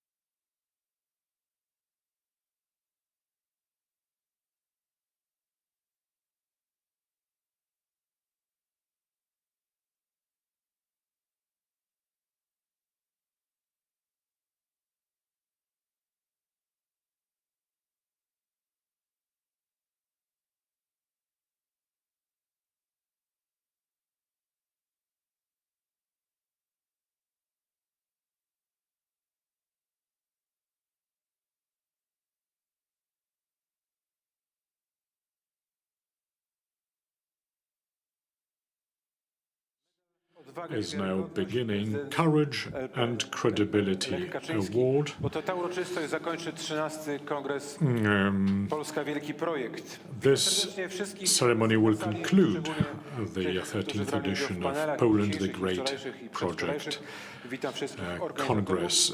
Welcome to you all the participants, the organizers, the panelists, members of government, parliament, members of the chapter, and Ania Bielecka, chairperson of the foundation, Poland the Great Project. She is the engine behind this event. Now, Courage and Credibility, it's the 13th edition awarded to those who are active and important from the point of view of building the image of Poland. May I ask Professor Zdzisław Krasnodębski on stage, please? Więc proszę Państwa, odczytam. Ladies and gentlemen, let me read the verdict of the award chapter. Chcemy przekazać kolejnemu godnemu. We certainly want the award to the worthy hands. Now the composition, colleagues who are no longer with us, Wojciech Killer, Janusz Krasiński, Antoni Krause, Maryna Miklaszewska, who was always with us, Marek Nowakowski, Jan Olszewski, Jarosław Marek Rymkiewicz, and the current chapter composition is Andrzej Gwiazda, Andrzej Gwiazda, Jerzy Kalina, Andrzej Krause, Zuzanna Kurtyka, Ryszard Legutko, Antoni Libera, Michał Lorenz, Lech Majewski, Bogusław Nizieński, Andrzej Nowak, Ludwika Ogola-Żelec, Władysław Wilczstein i Joanna Wnuk-Nazarowa. The chapter decided to award the medal to Sir Malcolm Rivkent, who is a diplomat and a lawyer, former Foreign Affairs Ministry of the United Kingdom. He also served as Minister of Defence. May I ask for applause? Unfortunately, Sir Malcolm could not come to be with us today, but I would like to extend my warm welcome to him. He will visit Poland in the autumn, and this is when we are going to present him with the decoration in person. However, he recorded a speech for us. We are going to play it to you very soon. That is how we're going to honor him today. And in the autumn, another ceremony with the personal presence of Sir Malcolm. Thank you very much, Professor. May I ask on stage Minister Czaputowicz, Professor Czaputowicz, for the laudation to be delivered. Proszę Państwa, jesień Ladies and gentlemen, the autumn of 1984 was perhaps the darkest period of martial law in Poland. On the 19th of October of that year, Father Jerzy Popiełuszko was assassinated. Those who remember that time, I do, we remember very well that General Wojciech Jaruzelski's regime sought to intimidate society and take away its faith in victory. Father Jerzy's funeral gathered together several hundred thousand people. And at that time, Malcolm Rivkent, Minister of State at the British Foreign Office, arrived in Warsaw. He was wondering whether he should come to Poland in this context or not, but after consultation with Solidarity Movement in Amsterdam, he decided to do so. Now, this visit turned out to be of historic significance. He managed to achieve two things and give a special dimension to his visit. Well, Malcolm Rifkin laid flowers on the grave of Father Jerzy, thus initiating a new custom that will be followed by all leaders of Western countries to visit Warsaw in the 1980s.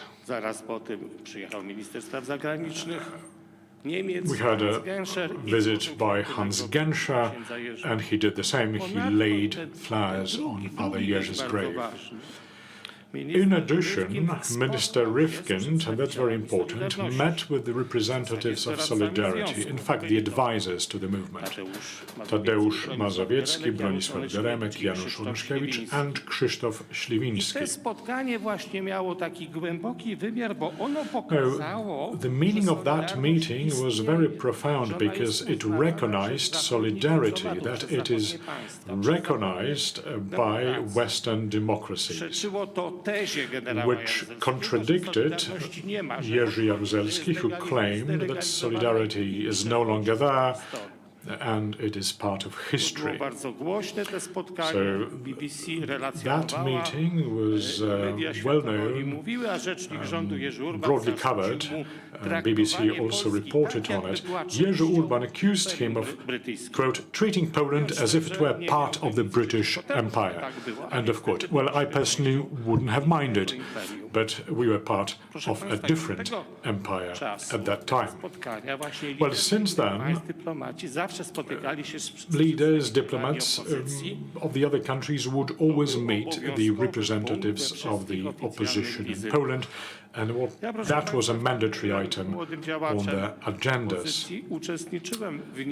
I also attended these meetings as a young opposition activist at that time. I remember particularly well a meeting in the autumn of 1988 with Margaret Thatcher. In a way, she followed the footsteps of her minister, and she also met the leaders of the Polish opposition. Thus, the Prime Minister of the United Kingdom expressed her support for solidarity and the democratic opposition in Poland. At that time, we did not have the idea that the situation would change in a year's time so dramatically. So this was, of course, in line with the ideas of the British Conservatives, support of freedom, human rights and democracy. Ladies and gentlemen, our laureate's grandfather came to Edinburgh at the end of the 19th century from the territory which was then within the borders of the Tsarist Russia. As Malcolm Rifkin writes himself in his memoirs, his family came from the area of Lithuania, from the town of Mszat. After months of research, he was able to establish, looking at the history of Jews of that region, that this was today's Mosedis, which he visited a dozen years ago or so. Well, it took me 5 minutes to establish that Mosedis is Masiady. According to Wikipedia, it's a town in Lithuania located in Klaipėda County on the Bartava River, and until the third partition of Poland, it was located within the borders of Poland. You will find the Geographical Dictionary of the Kingdom of Poland, which was published in 1900, available on the internet, i.e. 1 year after Malcolm Rifkin's grandfather emigrated to Edinburgh, and it mentions a dozen or so villages lying in the municipality of Masiady. Babieliszki, Bogate, Budry, Czeki, Dworewicze. For example, Przyjałgowski's family, Racewicz's and the Urbanovich's families had their estates in that county. I'm talking about all that because I want to put a question mark next to the Lithuanianness, more so the Russianness of these areas. It used to be the Polish kingdom, but in Masiady, 40% of the inhabitants were Jews, and it is from this group that our laureate's family came. He himself was sometimes asked if his name is Celtic or Scandinavian, perhaps? Well, we already know that it is not such, but how did it originate? Well, the Tsarist Russia, there was a law that you do not draft to the Russian army the only sons of widows. It was a tough service. It took 25 years to complete. And it was very likely that Malcolm's great-grandfather was adopted by a widow named Rebecca, diminutively Rivka. And in the mid-19th century, a decree was passed that all Jews must have a surname. In German and in Yiddish, the word kind means a child. How then would we name Rivka's child? Rivkind. Hence, the surname is not quite Celtic or Scandinavian. Malcolm Rivkind was born in 1846. He was educated at George Watson's College and at the University of Edinburgh. He graduated in law, followed by a postgraduate degree in political science. From a young age, he showed an aptitude for public speaking and debate. He belonged to two discussion clubs, which are there not just in Oxford and Cambridge, but also in Edinburgh. And this is a school for future politicians, preparing them, steeping them in public speaking. He was famous for his orations in Parliament. He could speak for 20 minutes from memory. That was his strong point. That was his great talent. Now, after his studies, he traveled to Rhodesia, now Zimbabwe, in 1967 to 68, where he taught at the University of Salisbury, now Harare. His postgraduate thesis was devoted to agricultural policy in Rhodesia. He took keen interest in international affairs. He widely traveled to India, a long-term stay there, which proves his interest in international relations, which will later manifest in his political career. Now, this trip proved important for another reason. In Rhodesia, he met his future wife, Edith. Now, this acquaintance is also important for his relationship with Poland and for the award today. Edith's father, Józef Steinberg, was an aviation engineer in the Polish army, and in September 1939 he found himself in the territories occupied by the USSR, and like many other Poles, he was exiled to Siberia. Then he left Russia and joined the RAF, the Air Force of Great Britain. He was born in Krakow. He was a Polish citizen. After the war, he finishes his service in the army and moves with his family to South Africa, then to Rhodesia. Then Malcolm Rivkind met his future wife, Józef Steinberg's daughter, Edith. Her mother was also a Polish citizen of Jewish descent. So from the point of view of the Polish law, she was Polish. Malcolm Rivkind has two children. I'm saying this is a former Foreign Affairs Ministry, and they are Polish citizens too. May come in handy, after all we are still in the EU.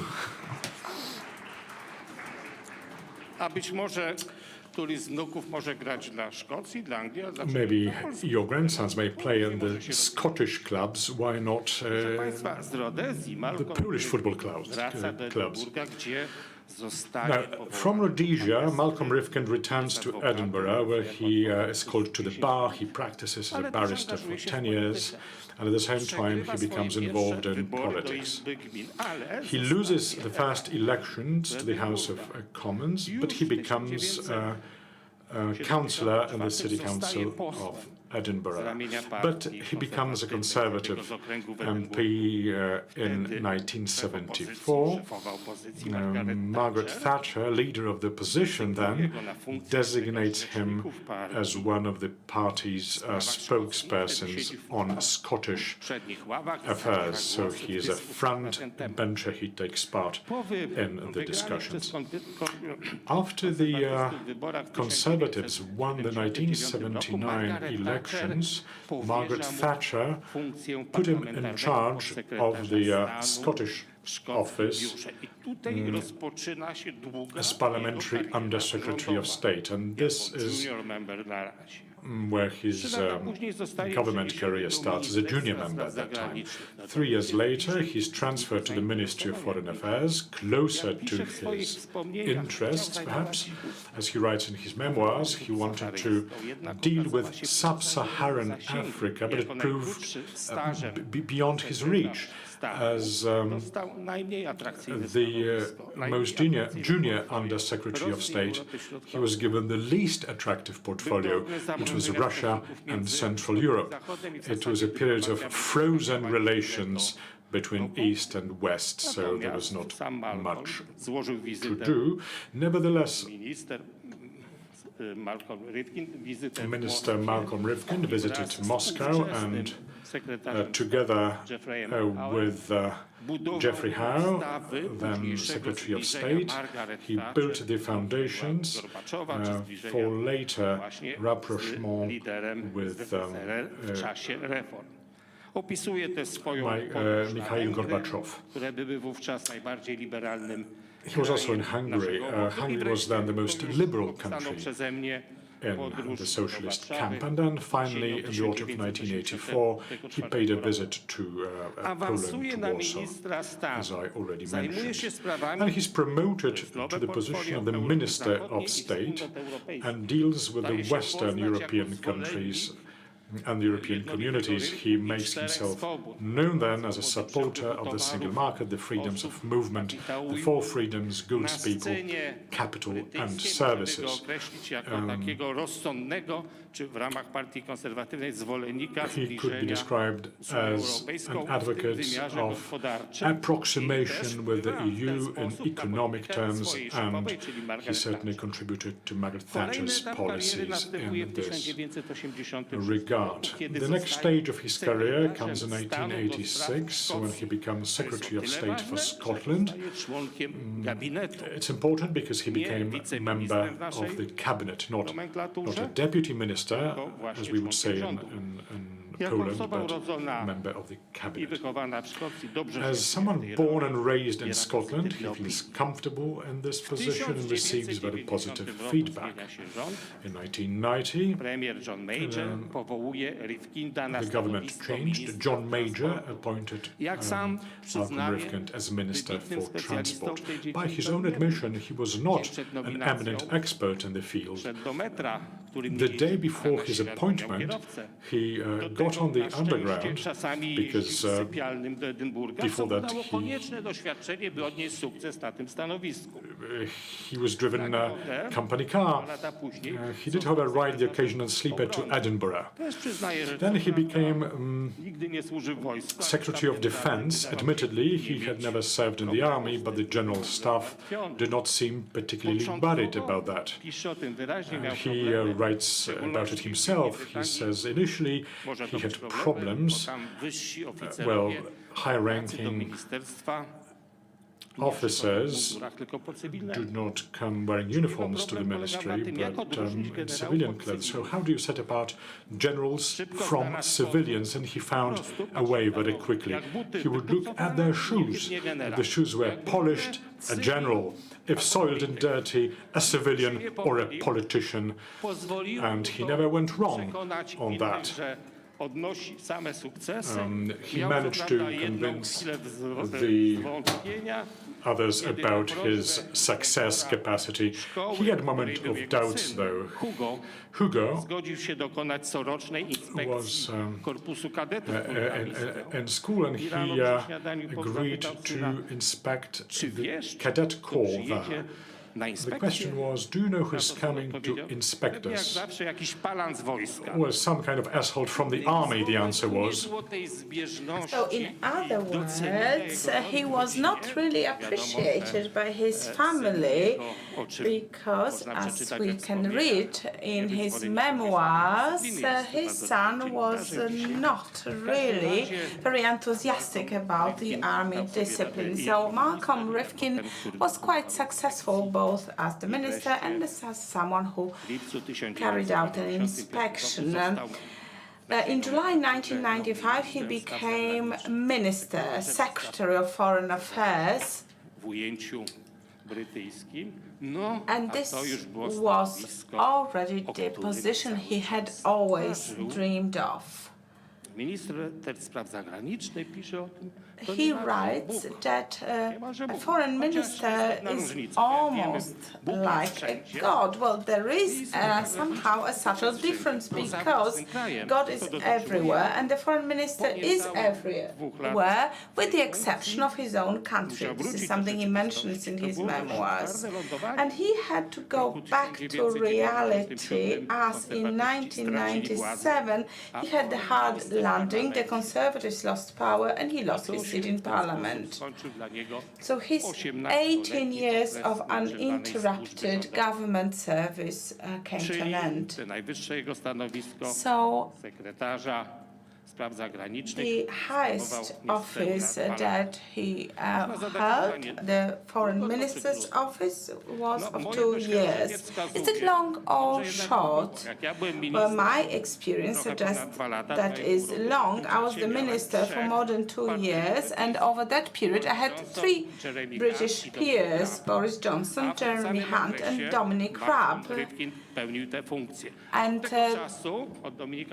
Malcolm Rifkin was the minister for 2 years, and since that time British ministers of foreign affairs changed twice, so we should really appreciate, if not for the elections, back in 1997 he would probably have served as a minister for longer.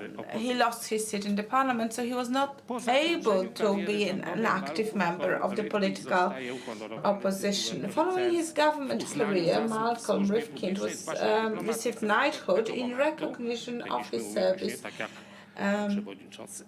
in foreign service, so we should call him Sir Malcolm Rifkin. He held honorary offices at the University of Edinburgh. In 2005, he returns to the Parliament, where he sits for further 10 years, and he held a responsible position of chair of the Intelligence and Security Committee, which oversees the work of the UK's intelligence agencies. He then became a member of the OSCE panel of distinguished experts, which produced a report on relations between Russia and the West. He was also on board member of the Nuclear Threat Initiative in Washington and a visiting professor at King's College, London.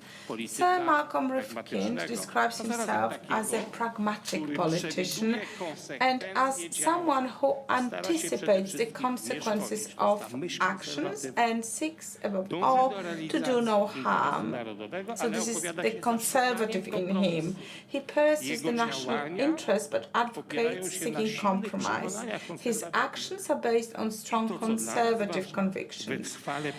And what's important for us, he works tirelessly for rapprochement with Poland as a co-chair of Polish-British Belvedere Forum. These qualities of our laureate makes us confident that the Courage and Credibility Medal awarded by the chapter this year will be received by a laureate who is worthy of this medal. Ladies and gentlemen, well, we were supposed now to witness the handing of the medal. Shall we do it in the autumn, or maybe at least both professors could present the medal so that we can at least look at it and our photographers can take photographs. Bardzo dziękuję. Trzymamy za słowo. Well, thank you very much.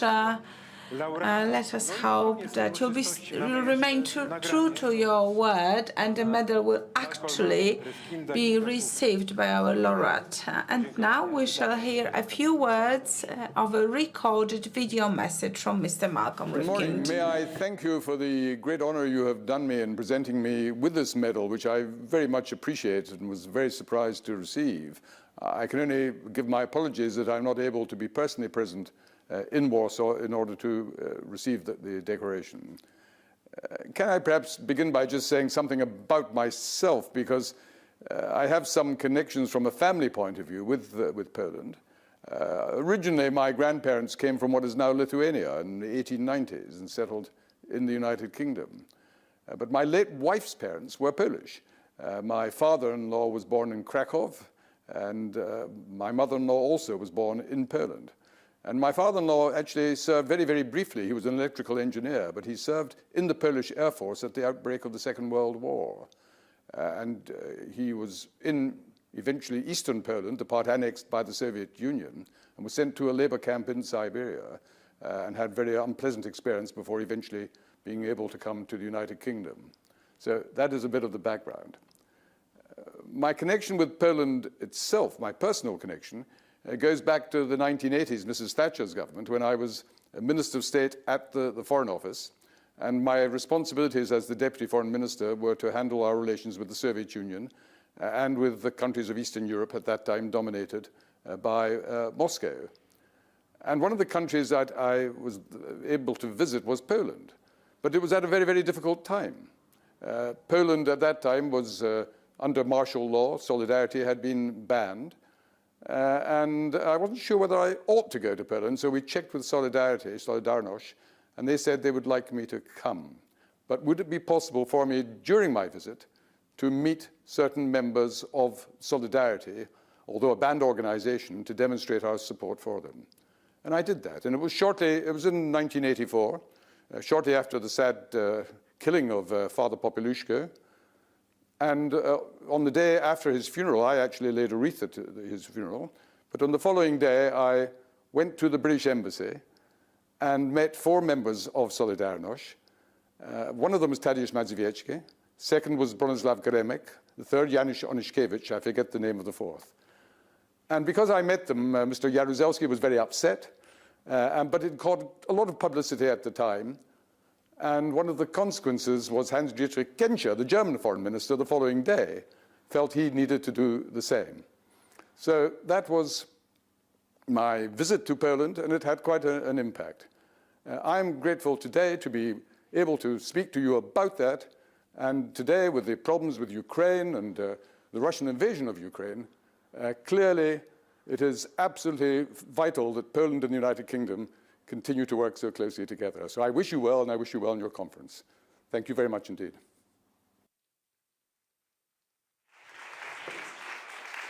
Sir Malcolm Rifkind, laureat. Sir Malcolm Rifkind, the laureate of the Courage and Credibility Medal. We hope that you shall be able to visit Poland in a few months' time and receive the medal personally. This closes the 13th edition of our conference. Thank you very much, and enjoy the talks in this afternoon, and we shall see you during the 14th edition a year from now. Thank you.